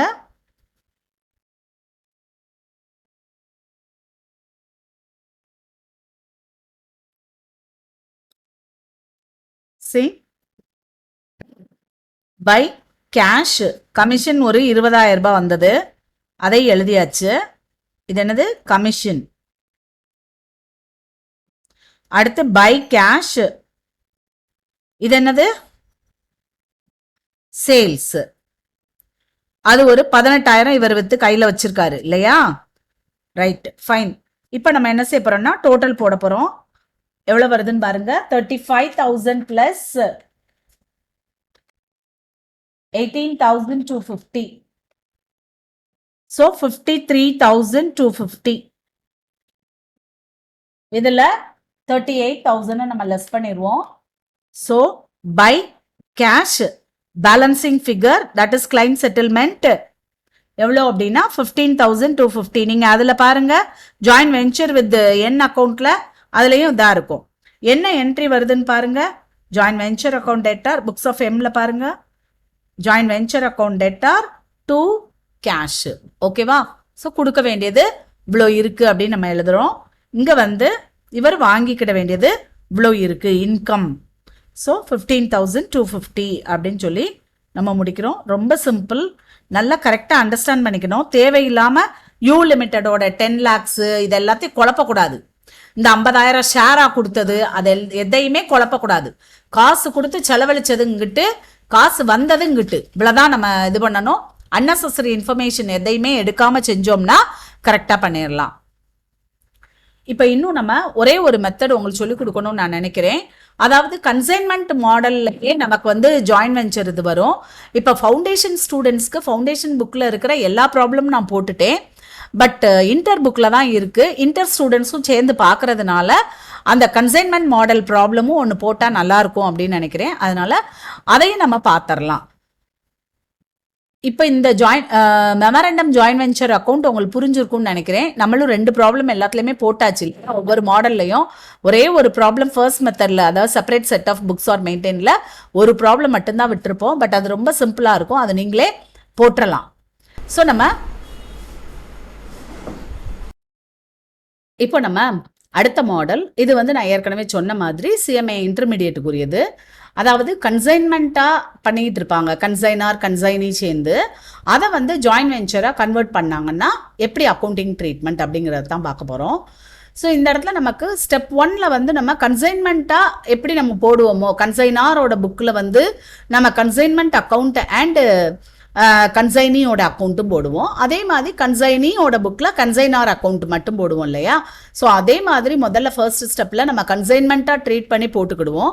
அடுத்து ஒரு ஸ்டேஜில் அது ஜாயின்ட் வெஞ்சராக மாறும்போது நம்ம என்ன செய்ய போகிறோம் அப்படின்னா, ஆஸ் யூஷுவல் நம்ம மெமரண்டம் ஜாயின்ட் வெஞ்சர் அக்கௌண்ட்டை போட்டுட்டு நம்ம அதாவது கன்சைனார்னு இப்போ சொல்ல முடியாது, முதல் இருக்கிற கோவெஞ்சரரோட புக்கில் ஜாயின்ட் வெஞ்சர் வித் அனதர் கோவெஞ்சரர் போட்டுரும். அடுத்து அனதர் கோவெஞ்சரர் புக்கில் ஜாயின்ட் வெஞ்சர் வித் கோவெஞ்சரரோட இதை நம்ம போட்டுரும். அவ்வளோதான், ரொம்ப சிம்பிள். ஸோ நம்ம இப்போ என்ன செய்ய போகிறோம் அப்படின்னா, கன்சைன்மெண்ட்டாக மட்டும் ட்ரீட் பண்ணி இந்த புக்ஸ் ஆஃப் கன்சைனார் அண்ட் இந்த புக்ஸ் ஆஃப் கன்சைனி போட போகிறோம். ஓகேவா? ஸோ இப்போ ஃபர்ஸ்ட் வந்து நம்ம ப்ராப்ளத்தை ரீட் பண்ணுவோம். Daga of Kolkata sent to Lodha of Kanpur. நல்லா கவனிங்க. Daga of Kolkata sent to Lodha of Kanpur goods costing rupees 40,000 on consignment at a commission of 5% on gross sales. Gross salesல 5% commission அப்படின்னு 40,000 ரூபாய் காஸ்ட் பிரைஸ் உள்ள குட்ஸை தாகா ஆஃப் கொல்கட்டா வந்து லோதா ஆஃப் கான்பூருக்கு அனுப்புறாரு. So இங்க Taha consignor, Lodha என்னது consignee. ஓகேவா? So the packaging and forwarding charges incurred by consignor rupees 4,000, 4,000 ரூபாய் ஆயிருக்கு. யாருக்கு? consignor expenses. The consignee paid freight and carriage of rupees 1,000. consignee ஓட expenses எவ்வளவு? 1,000. 3/4 of the goods were sold for rupees 48,000. முக்காவாசி குட்ஸை வித்துட்டாரு, 48,000 ரூபாய்க்கு வித்துட்டாரு. Then the consignee remitted the amount due from him to consignor along with the account sale. account sale போடுவாங்கல்ல, consignment பார்த்துருப்பீங்கன்னு நினைக்கிறேன் ஏற்கனவே. So அதில் account sale prepare பண்ணுவாங்க. So அதை prepare பண்ணி அதில் பேலன்ஸ் எவ்வளோ அமௌண்ட் வருதோ அதையும் அனுப்பிட்டாரு. ஆனால் இந்த இடத்துல நமக்கு க்ளோசிங் ஸ்டாக் இருக்கு, 1/4 இன்னும் விற்கப்படாமல் இருக்கு, 3/4 தான் விற்றுருக்காங்க. ஸோ ரிமைனிங் 1/4 இருக்கு இல்லையா, அதை but he desire to return the goods still being unsold with him. அவர்கிட்ட இன்னும் விற்காம இருக்கிற குட்ஸை ரிட்டர்ன் பண்ணணும்னு நினைக்கிறாரு. as he was not agreeable to continue the arrangement of consignment. இன்னும் வந்து அவர் கன்சைன்மெண்ட்டை கண்டினியூ பண்ண விரும்பாததுனால நான் மீதி குட்ஸை அனுப்பிடுறேன், இதோட முடிச்சுக்கலாம் அப்படிங்கிறாரு. He was then prescribed to continue on joint venture basis, sharing profit or loss as Daga 3/5 and Lodha 2/5. அப்போ இவர் கன்சைனார் என்ன சஜஸ்ட் பண்ணுறாருன்னா, சரி வேண்டாம், நீ கன்சைன்மெண்ட்டாக கண்டினியூ பண்ண வேண்டாம், நம்ம 2 பேரும் ஜாயின்ட் வெஞ்சராக கண்டினியூ பண்ணிக்கிடுவோம் ப்ராஃபிட் பேசிஸ். அதாவது கன்சைன்மெண்ட்டுக்கும் ஜாயின்ட் வெஞ்சருக்கும் என்ன டிஃப்ரென்ஸ் அப்படின்னா, கன்சைன்மெண்ட்ல வந்து கன்சைனார் தான் ஓனர், கன்சைனி வந்து ஏஜென்ட் தான், principal and agent relationship. But joint வெஞ்சரில் 2 பேரும் பார்ட்னர்ஸ் மாதிரி, கோ வெஞ்சரர்ஸ். ஸோ ப்ராஃபிட்டை ஷேர் பண்ணிக்கலாம். அப்போ இவர் என்ன சொல்றாரு, சரி கன்சைன்மெண்ட் உனக்கு விருப்பம் இல்லைன்னா நம்ம ஜாயின்ட் வெஞ்சராக கண்டினியூ பண்ணுவோம், தாகாக்கு 3/5 லோதாக்கு 2/5 அப்படின்னு பேசிக்கிறாங்க. Daga then supplied another lot of goods of rupees 20,000. 20,000 ஒருத்துள்ள goods திரும்ப அனுப்புறாரு. Lodha sold out all the goods in his hand for rupees 50,000. Daga paid expenses 2,000, Lodha 1,700 for the second lot of goods. அதாவது joint வெஞ்சரா மாறினதுக்கு அப்புறமா எவ்வளோ spend பண்ணியிருக்காங்கன்னு கொடுத்துட்டாங்க. Show necessary ledger accounts. So இந்த second part of த ப்ராப்ளத்தை விட்டுருங்க. இப்போதைக்கு joint வெஞ்சரா மாறினதுக்கு அப்புறம் இருக்கிற பார்ட் ஆஃப் த குட்ஸ் ப்ராப்ளத்தை விட்டுட்டு நம்ம வந்து ஃபர்ஸ்ட் பார்ட், அதாவது கன்சைன்மெண்டா இருந்தது இல்லையா, அப்போ என்னென்ன டிரான்சாக்ஷன்ஸோ அதுக்கு நம்ம முதல்ல அக்கௌண்ட் போடுவோம். ஓகேவா? ஸோ இந்த புக்ஸ் ஆஃப் தாகாவும் போட்டுருவோம், இந்த புக்ஸ் ஆஃப் லோதாவும் போட்டுருவோம். போட்டுட்டு அதுக்கப்புறமா ஜாயின்ட் வெஞ்சரா மாறினதுக்கு அப்புறம் இருக்கு இல்லையா, அந்நேரம் நம்ம memorandum joint venture account, Taha புக்ல ஜாயின்ட் வெஞ்சர் வித் லோதா, அடுத்து லோதாவோட புக்ல ஜாயின்ட் வெஞ்சர் வித் தாகா. ஓகேவா? புரிஞ்சிருச்சா? So let's go to the solution.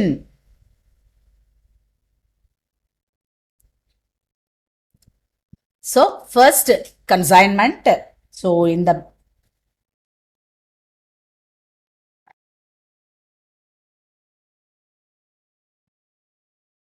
the books of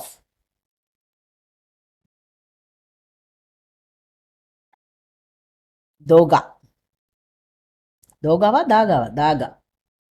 He is a consignor.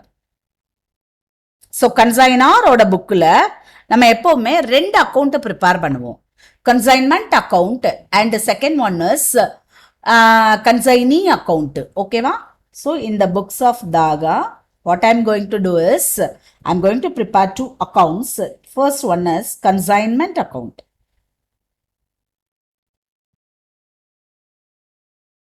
And second one is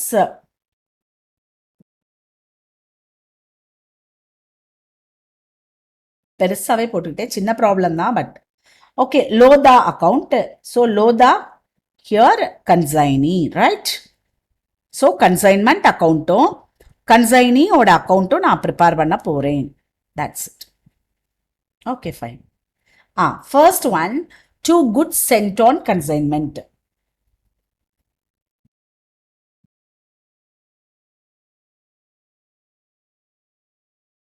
Goods sent on consignment. அதுக்கு முன்னாடி consignment பார்க்காதவங்களுக்கு நான் ஒரு hint கொடுக்க விரும்புகிறேன். Consignment account is just like nominal account. All expenses are entered in the debit side and all income are credited in the consignment account. So இதில் வந்து நம்ம எப்போவும் ட்ரேடிங் அக்கௌண்ட் மாதிரி நினச்சிக்கோங்க. ஸோ இதில் வந்து நான் பர்ச்சேசஸ் மாதிரி குட்ஸ் சென்ட் ஆன் கன்சைன்மெண்ட்டை எழுதிட்டேன். ஓகேவா? பர்ச்சேசஸ் எழுதுவோம் இல்லையா, அதே மாதிரி தான் இது. இட் இஸ் கன்சைனார் புக், அதனால கன்சைனார் புக்கில் கன்சைனார் பேர் வராது. அதனால அவரோட எக்ஸ்பென்சஸ்க்கு வந்து நம்ம 2 பேங்க் அக்கௌண்ட்டுன்னு போட்டுடலாம். ஓகேவா? யார் யார் எவ்வளோ ஸ்பெண்ட் பண்ணியிருக்காங்கன்னு நம்ம பார்க்கலாம். பாருங்க கீழே. நம்ம கன்சைனார் 4,000 ஸ்பெண்ட் பண்ணியிருக்காரு. கன்சைனி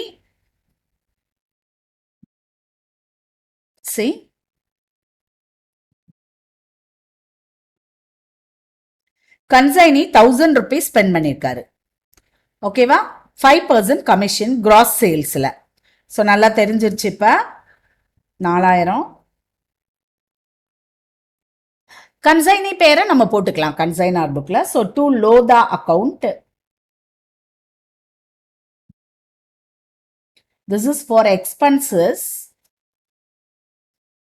1,000. அண்டர்ஸ்டுட்?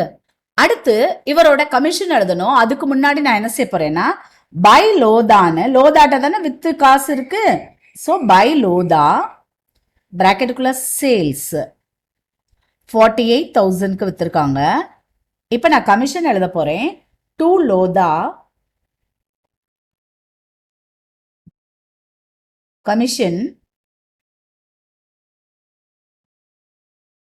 எவ்வளோனா 48,000 சேல்ஸ் இன்டூ 5/100. 48,000 into 5%, 2,400. ஓகே, இப்போ எல்லாம் முடிஞ்சது இல்லையா? To goods sent and purchases எழுதியாச்சு, அவங்க எக்ஸ்பென்சஸ் எல்லாத்தையும் எழுதியாச்சு. இது வந்து கன்சைனாரோட எக்ஸ்பென்சஸ், இது கன்சைனியோட எக்ஸ்பென்சஸ், கன்சைனி கொடுத்த கமிஷன் ஒரு எக்ஸ்பென்ஸ் முடிஞ்சு. இந்த சைடு நான் சேல்ஸ் எழுதிட்டேன். Now I am going to write the closing stock. ஆனா இவர் என்ன சொல்லிட்டாரு?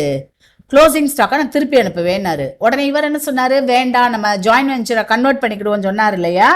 ஸோ பை ஸ்டாக், அதாவது கன்சைன்மெண்ட் ஸ்டாக்னு கூட சொல்லலாம். Consignment stock transferred to joint venture. இப்போ நான் என்ன செய்யணும் அப்படின்னா, கன்சைன்மெண்ட் ஸ்டாக் எவ்வளவு அப்படின்னு க்ளோசிங் ஸ்டாக்கோட வேல்யூவை நான் கண்டுபிடிக்கணும். இது வந்து ஆக்சுவலி கன்சைன்மெண்ட் நல்லா போடுறவங்களுக்கு தெரியும். ஸோ க்ளோசிங் ஸ்டாக் எவ்வளவு அப்படின்னு நான் கண்டுபிடிக்க போகிறேன். ஓகே, நல்லா கவனிங்க. ஃபர்ஸ்ட் வந்து goods sent on consignment. Goods sent on consignment நமக்கு எவ்வளோ அப்படின்னாக்க 40,000.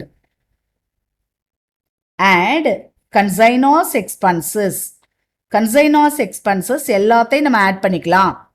பட் கன்சைனியோட நான் ரெக்கரிங் எக்ஸ்பென்சஸை மட்டும்தான் நம்ம ஆட் பண்ணணும். இப்போ இங்கே கொடுத்தது வந்து நமக்கு என்ன கொடுத்துருக்காங்கன்னா, ஒரு செகண்ட் பாருங்க, ப்ராப்ளத்தை பாருங்க. ஃப்ரைட் அண்ட் கேரேஜ் அப்படி தான் கொடுத்துருக்காங்க இல்லையா? ஸோ ஃப்ரைட் அண்ட் கேரேஜ் வந்து நான் ரெக்கரிங்.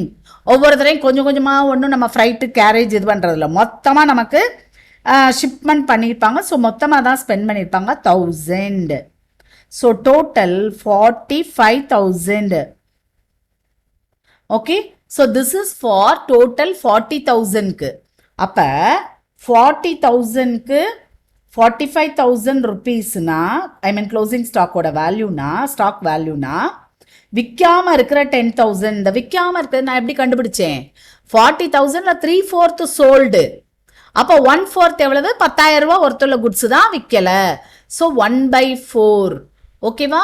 ஸோ நமக்கு எவ்வளோ வரும் அப்படின்னா rupees 11,250. This is the value of closing stock. Okay, நீங்கள் கன்சைன்மெண்ட் வீடியோ பாருங்கள். க்ளோசிங் ஸ்டாக்குக்கு நம்ம நல்லா நிறைய மெத்தடில், அதாவது அப்நார்மல் லாஸ் வச்சு இல்லை இன்னும் சில அடிஷ்னல் அட்ஜஸ்ட்மெண்ட்ஸோட போட்டிருப்போம். அதனால் அதை பாருங்கள். Okay, so 11,250 is the closing stock value. இப்போ நான் டோட்டல் போடுறேன். 9,250 59,250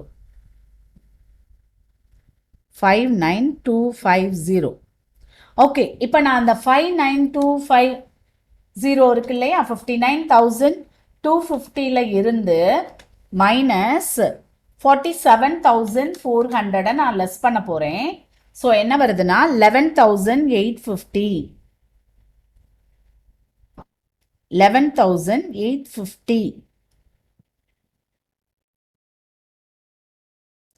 to profit and loss account. That's all. So consignment account முடிஞ்சிருச்சு. திரும்பவும் சொல்கிறேன், consignment is a nominal account. So all the expenses are entered in the debit side of consignment account and all the income are credited. அதுக்கப்புறம் நம்ம closing stock எப்பவும் போல் கண்டுபிடிக்கிறோம். இந்த கன்சைன்மெண்ட்டில் வந்து unsold ஸ்டாக்கோட வேல்யூ கண்டுபிடிக்கிறது வந்து ஒரு சேலஞ்சு, ரொம்ப இன்ட்ரெஸ்டிங் சேலஞ்சு. ஸோ அதை வந்து நம்ம கண்டுபிடிச்சிருக்கோம். எப்படி கண்டுபிடிக்கணும்னா, குட் சென்ட் ஆன் கன்சைன்மெண்ட்டை எழுதிக்கணும். அடுத்து வந்து கன்சைனாஸ் எக்ஸ்பென்சஸ் எல்லாத்தையும் ஆட் பண்ணிக்கணும். கன்சைனியோட எக்ஸ்பென்சஸில் நான் ரெக்கரிங்கை மட்டும் ஆட் பண்ணணும். டோட்டல் கிடச்சிரும்.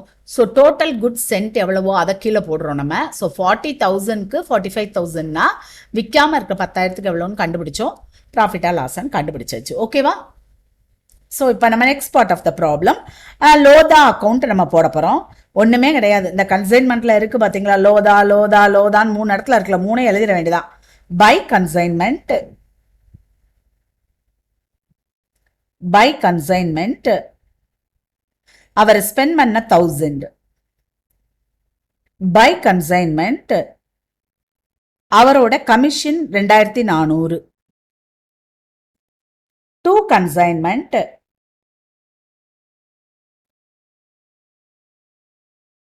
வித்து வச்சிருக்கிற 48,000. நல்லா ஞாபகம் வச்சுக்கோங்க, 48,000 இவர் கையில வித்து இருக்கு. இவருக்குரிய 1000 ரூபாய் எடுத்துக்குவாரு செலவழிச்சத, கமிஷன் 2400 எடுத்துக்குவாரு. எடுத்துட்டு மீதி ரூபாயை இவருக்கு நம்ம அனுப்பணும். ஸோ 48,000ல இருந்து 3,400 மட்டும் லெஸ் பண்ணி 44,600 should be sent to the consignee, right? So 48,000 and 48,000 total. So இப்போ நம்ம இந்த புக்ஸ் ஆஃப் கன்சைனார் போட்டாச்சு இல்லையா, தோகாவோட புக்கில் கன்சைனாராக போட்டாச்சு. அடுத்து இந்த புக்ஸ் ஆஃப் லோதா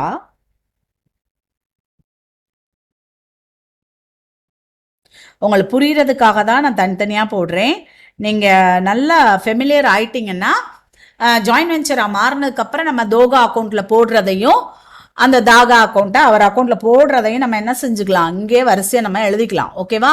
இப்போதைக்கு நான் உங்களுக்கு கன்சைன்மெண்ட்டை புரிய வச்சுட்டு அப்புறம் ஜாயின்ட் வெஞ்சருக்குள்ளே நான் போகிறேன். ஓகே, ஸோ இந்த books of Lodha account first வந்து நம்ம ஒரே ஒரு அக்கௌண்ட் தான் நம்ம போட போகிறோம் ஆஸ் அ கன்சைனி. இப்போ இவர் வந்து கன்சைனி, ரைட்? ஒரே ஒரு அக்கௌண்ட் தான் கன்சைனாரோட account, that is Daga account. Daga account பிராக்கெட்டுக்குள்ள கன்சைனாரா நம்ம போட போகிறோம். ரொம்ப சிம்பிள். இந்த கன்சைனாருக்கும் கன்சைனிக்கும் உள்ளது வந்து என்னன்னா ரூபா கொடுக்கல் வாங்கல் மட்டும்தான், வேற எந்த இதுவும் கிடையாது. அவங்க ஒன்றும் பார்ட்னர்லாம் கிடையாது. அதனால ரொம்ப சிம்பிளா எழுதிடலாம். என்னன்னா இவர் அமௌண்ட் ஸ்பெண்ட் பண்றாரு இல்லையா, அந்நேரம் என்ன இது பண்றாருன்னா நம்ம எக்ஸ்பென்சஸே ட்ரீட் பண்றது இல்லை. தாகாக்காக நான் செலவழிச்சேன், தாகாக்கு நான் ரூபா கொடுத்துருக்கேன். ஸோ என்ன entry, Daga account debtor to cash 1000 ரூபாய். செகண்ட், தாகாட்ட இருந்து கமிஷன் வாங்கணும். So commission due. So Daga account debtor to commission.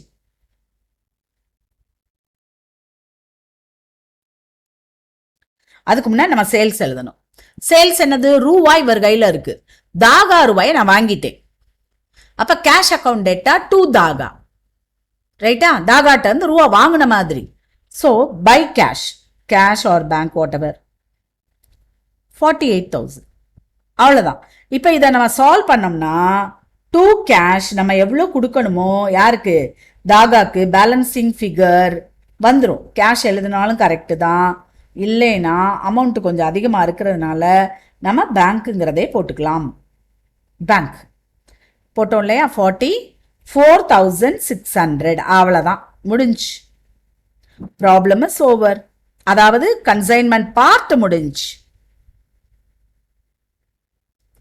இது வந்து கன்சைன்மெண்ட்ல ஒரு single adjustment, simple adjustment, that is unsold stock மட்டும் கண்டுபிடிக்கிற மாதிரி இருந்தால் எப்படியோ அதான். அதனால ரொம்ப சிம்பிள் ப்ராப்ளம் கன்சைன்மெண்ட்டை பொறுத்த வரைக்கும் முடிச்சிட்டோம். நவ் ஜாயின்ட் வெஞ்சரா கன்வெர்ட் ஆயிடுச்சு. இப்போ நான் என்ன சொன்னேன், மெமரண்டம் ஜாயின்ட் வெஞ்சர் அக்கௌண்ட் போட்டுட்டு இந்த books of Daga joint venture with Lodha account போட போகிறோம். இந்த books of Lodha joint venture with Daga account போட போகிறோம். அவ்வளோதான், சிம்பிள்.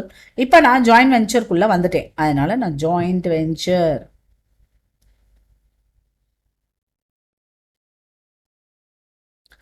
ஸோ ஃபர்ஸ்ட் நான் என்ன செய்ய போறேன்னா memorandum joint venture account.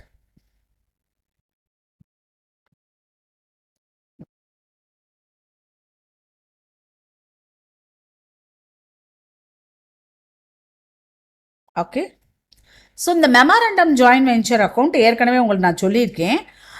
2 purchases, அடுத்து 2 எக்ஸ்பென்சஸ், பை சேல்ஸ், இவ்வளோதான், ரொம்ப சிம்பிள். அப்போ இப்போ நீங்கள் செகண்ட் பார்ட் ஆஃப் த ப்ராப்ளத்துக்கு நம்ம போயிடலாம். அதுக்கு முன்னாடி எனக்கு தெரிஞ்சது 2 என்னது, goods from consignment. Goods from consignment 11,250. அதை நம்ம எழுதிக்கலாம். ஓகேவா, ஃபைன். இப்போ பாருங்க ப்ராப்ளத்துக்கு போகிறோம். இந்த கன்சைன்மெண்ட் பார்ட் நம்ம பார்ப்போம். நம்ம ஆக்சுவலி 3/5 2/5 ப்ராஃபிட் ஷேரிங் ரேஷியோ மறந்துடாதீங்க, 3:2. இப்போ Daga supplied another lot of goods of ₹20,000. Daga purchase பண்ணி சப்ளை பண்றாரு. ஓகேவா? அடுத்து Lodha sold all the goods in his hand for ₹50,000. அடுத்து தாகா பெய்ட் எக்ஸ்பென்சஸ் ₹2,000. லோதா வந்து 1,700. அவ்வளோதாயா. ஸோ திரும்ப டூ பர்ச்சேசஸ். யார் பர்ச்சேஸ் பண்ணி கொடுத்தானா? தாகா. எவ்வளோ ரூபா? 20,000. அவ்வளோதான், பர்ச்சேசஸ் முடிஞ்சிருச்சு. ஏற்கனவே கன்சைன்மெண்ட்ல இருந்து வந்தது ஒரு 11,250. இப்போ தாகா சப்ளை பண்ணது ஒரு 20,000. டூ குட்ஸ் அக்கௌண்ட்னு போடலாம், இல்லை அவரோட பர்ச்சேசஸ்லேருந்து அவர் எடுத்து கொடுக்கறதுனால டூ பர்ச்சேசஸ்னு போடலாம். ஸோ எனிவே தாகாட்டேருந்து 20,000 ரூபாய் வந்திருக்கு. அதை நம்ம ஒருத்துள்ள குட்ஸ் வந்திருக்கு, அதை எழுதிட்டோம். இப்போ இவங்க 2 பேர் ஸ்பெண்ட் பண்ணதை நம்ம எழுத போகிறோம். So to expenses. ரைட்டா? 3 டூ தான். 2 purchases, 2 expenses, by sales. முடிஞ்சு. ப்ராஃபிட் அண்ட் லாஸ் அக்கௌண்ட் கண்டுபிடிச்சிடணும். So 2 expenses, Daga 2,000, Lodha 1,700. அடுத்து பை சேல்ஸ், நமக்கு லோதா மட்டும்தான் வித்திருக்காரு. லோதா 50,000க்கு வித்திருக்காரு. இவ்வளோதான். பாருங்க, 50,000க்கு வித்து வந்த ரூபாய் இன்கம். செலவழிச்சது எவ்வளோனா, கன்சைன்மெண்ட்லேருந்து வந்த பொருள் 11,250, பர்ச்சேஸ் பண்ண தாகா சப்ளை பண்ணது 20,000, எக்ஸ்பென்சஸ் இவ்வளோ தான் ஸ்பெண்ட் பண்ணியிருக்காங்க. எக்ஸ்பென்சஸ் மட்டும் ஒரு தடவை நான் அமௌண்ட்டை செக் பண்ணிக்கிறேன். 2,000, 1,700. That's it. Good.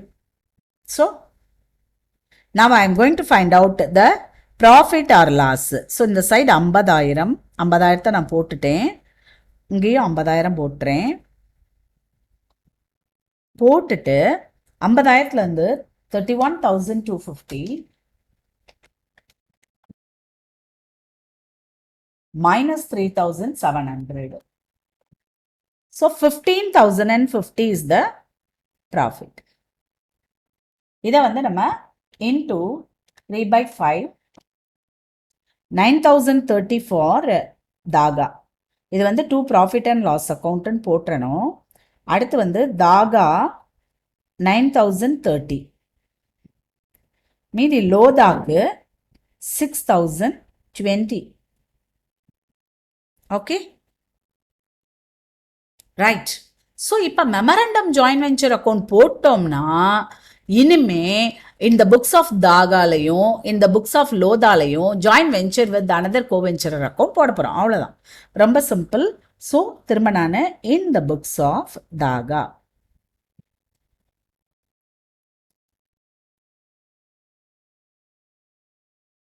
என்ன எழுத போகிறேன்? Joint venture with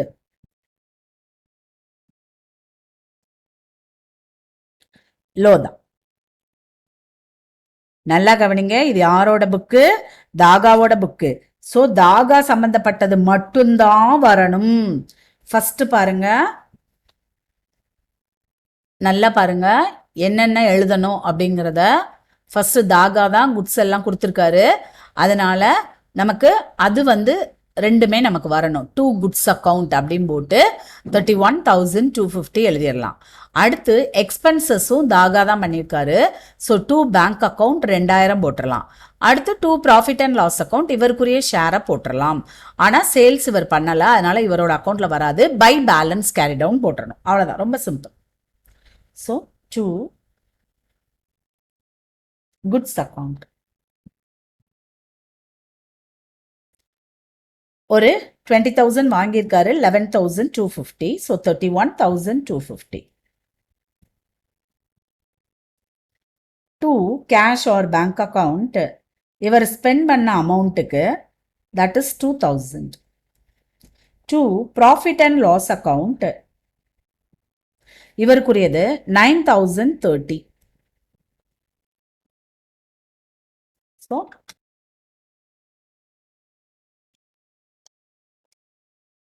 42,280 by balance carried down.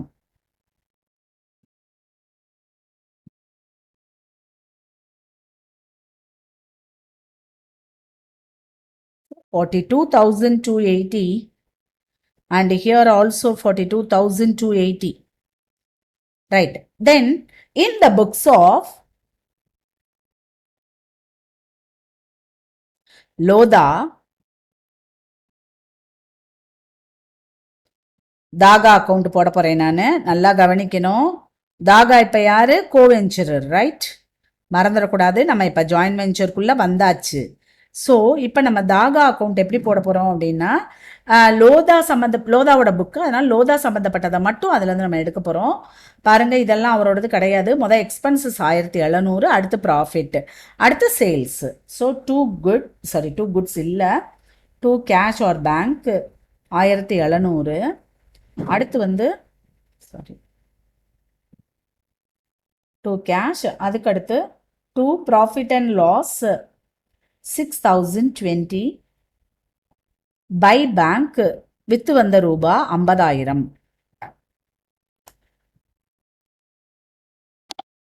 So total 50,000.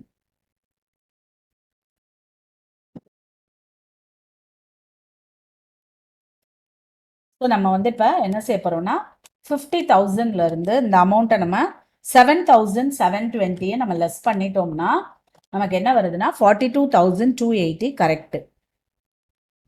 இது வந்து நம்ம அவருக்கு கொடுக்க வேண்டிய ரூபாய் டு பேங்க்.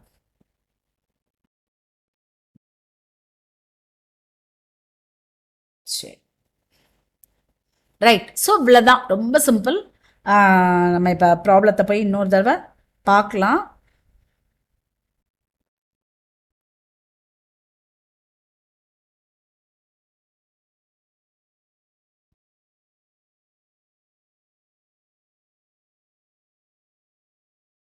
ஓகே, இதில் வந்து நமக்கு ஒன்று தான், இவங்க வந்து சேர்த்து போட்டிருக்காங்க. குழப்பாமல் இருக்குன்னா நீங்கள் அந்த மாதிரி போடுங்க, நான் வேண்டான்னு சொல்லலை. But be careful. இந்த இடத்துல ஒன்று தான் என்னன்னா, இந்த இடத்துல டூ பேங்க் போடாதீங்க. ஏன்னா ப்ராப்ளத்தில் என்ன கொடுத்துருக்காங்கன்னா, the amount has not yet settle பண்ண படலைன்னு கொடுத்துருக்காங்க. இப்போ கன்சைன்மெண்ட்லலாம் அதில் அந்த வார்த்தை கொடுக்கலனாலும் it is assumed that it is settled. அப்போது கொடுத்துருக்காங்களோ கொடுக்கலையோ நம்ம வந்து அசியூம் பண்ணிக்கிடுவோம். செக்காக கொடுத்துட்டாரு, இல்லை பில்லாக கொடுத்துருக்காருன்னா பில்லாக கொடுத்துருக்காருன்னு சொல்லிடுவாங்க. கேஷாக செட்டில் பண்ணார்னா செட்டில் பண்ணார், ஒன்றும் கொடுக்கலைன்னா பேங்க் அக்கௌண்ட்டுன்னு போட்டு முடிச்சிருவோம். பட் ஜாயின்ட் வெஞ்சரில் வந்து நமக்கு பர்டிகுலராக கொடுத்துருக்காங்க, இன்னும் செட்டில் பண்ணலன்னு. அதனால நம்ம பேங்க்குக்கு பதிலாக நம்ம என்ன செஞ்சிடலான்னா பேலன்ஸ் கேரி டவுன்னே போட்டுருவோம். எப்படி நம்ம தாகாவோட புக்கில் லோதா அக்கௌண்ட்டில் எப்படி போட்டோமோ அதே மாதிரி இங்கே டூ பேலன்ஸ் கேரி டவுன் போட்டு முடிச்சிருவோம். ஓகேவா? Hope you understood. நம்ம வந்து first separate set of books are மெயின்டைன்டுன்னு ஜாயிண்ட் பேங்க் அக்கௌண்ட் வச்சு பார்த்தோம். அடுத்து வந்து separate set of books are not மெயின்டைன்டுன்னு அவங்களோட புக்கில், இப்போ ஏபின்னு 2 பேர் இருக்காங்கன்னா ஏவோட புக்கில் வந்து ஜாயிண்ட் வெஞ்சர் அக்கௌண்ட்டும் பி அக்கௌண்ட்டும், பியோட புக்கில் ஜாயிண்ட் வெஞ்சர் அக்கௌண்ட்டும் ஏ அக்கௌண்ட்டும் அப்படி போடுற மாதிரி எப்படின்னு நம்ம பார்த்தோம். அடுத்து மெமரண்டம் ஜாயின்ட் வெஞ்சர் அக்கௌண்ட் வச்சு பார்த்தோம். அந்த மெமரண்டம் ஜாயின்ட் வெஞ்சர் யூஸ் பண்ணியே நம்ம அடுத்து ஷேர் அண்டர் ரைட் பண்ணாங்கன்னா எப்படி செய்யணும் அப்படின்னு பார்த்துட்டோம். ஏன்னா அவ்வளோ நேரம் வரைக்கும் நம்ம குட்ஸு வாங்கி விற்கிறத பற்றி தான் நம்ம பேசிகிட்டு இருந்தோம். திடீர்னு ஷேரை வாங்கலை, ஷேரை வாங்கினா கூட பரவாயில்ல, இது வந்து அண்டர் ரைட்டிங் கமிஷன், ஒரு அண்டர் ரைட்டர் வந்து ஒரு ஏஜென்ட் தான். அப்போ ஒரு ஏஜென்ட்டாக இவர் வந்து ஆக்ட் பண்ணார்னா எப்படி பண்ணுவாங்க அப்படிங்கிறதையும் நம்ம பார்த்தாச்சு. ஸோ ரொம்ப கேர்ஃபுல்லாக அது பண்ணணும் இல்லையா? எது வாங்கினாங்களோ அதை தான் வாங்கினதாக எழுதணும், வித்ததாக எழுதணும். ஸோ அதுவும் நம்ம பார்த்துட்டோம். அதுக்கப்புறம் இப்போ கன்சைன்மெண்ட் வந்து ஜாயின்ட் வெஞ்சராக கன்வெர்ட் ஆகுச்சுன்னா எப்படி அப்படிங்கிறதையும் பார்த்துட்டோம். சிம்பிளாக நான் கன்சைன்மெண்ட் அக்கௌண்ட் தனியாக செஞ்சு ஜாயின்ட் வெஞ்சர் தனியாக செய்கிறதா போட்டிருக்கேன். பட் நல்லா ப்ராக்டிஸ் பண்ணிட்டீங்கன்னா இந்த புக்ஸ் ஆஃப் தாகான்னு போட்டு நம்ம வந்து கன்சைன்மெண்ட் அக்கௌண்ட்டும் அதுக்கப்புறம் லோதா அக்கௌண்ட்டும் போட்டுரும். அடுத்து ஜாயின்ட் வெஞ்சர் மாறினதுக்கப்புறமா ஜாயின்ட் வெஞ்சர் வித் லோதா அக்கௌண்ட்டை சேர்த்து நம்ம 3 அக்கௌண்ட்டையும் போட்டுடலாம். இந்த மெமரண்டம் ஜாயின்ட் வெஞ்சர் அக்கௌண்ட் வந்து நமக்கு ஒர்க்கிங் நோட்டு தான். ஓகேவா? ரைட். அடுத்து வந்து லோதாவோட இதில் வந்து அவர் கன்சைனார் அக்கௌண்ட் போடுறோம், கோவெஞ்சரரா joint venture with Daga account போடுறோம். 2 அக்கௌண்ட் தான் அவருக்கு வரும், கன்சைன்மெண்ட் அக்கௌண்ட் வராது. ஓகேவா? ஸோ இந்த மாதிரி நம்ம சேர்த்து போட பழகிடலாம். ஸோ நல்ல ப்ராக்டிஸ் கிடைக்கணும், உங்களுக்கு நல்லா அண்டர்ஸ்டாண்ட் பண்ணுங்கிறதுக்காக தான் நான் தனித்தனியாக போட்டிருக்கேன். Thank you so much. நல்லா பாருங்கள், ஜாயின்ட் வெஞ்சர் பற்றி நல்ல ஐடியா கிடச்சிரும். கிடச்சிருச்சு அப்படின்னாக்கா நீங்கள் ஜாயின்ட் வெஞ்சரில் என்ன ப்ராப்ளம் கொடுத்தாலும் உங்களால் போட முடியும். தேங்க்யூ.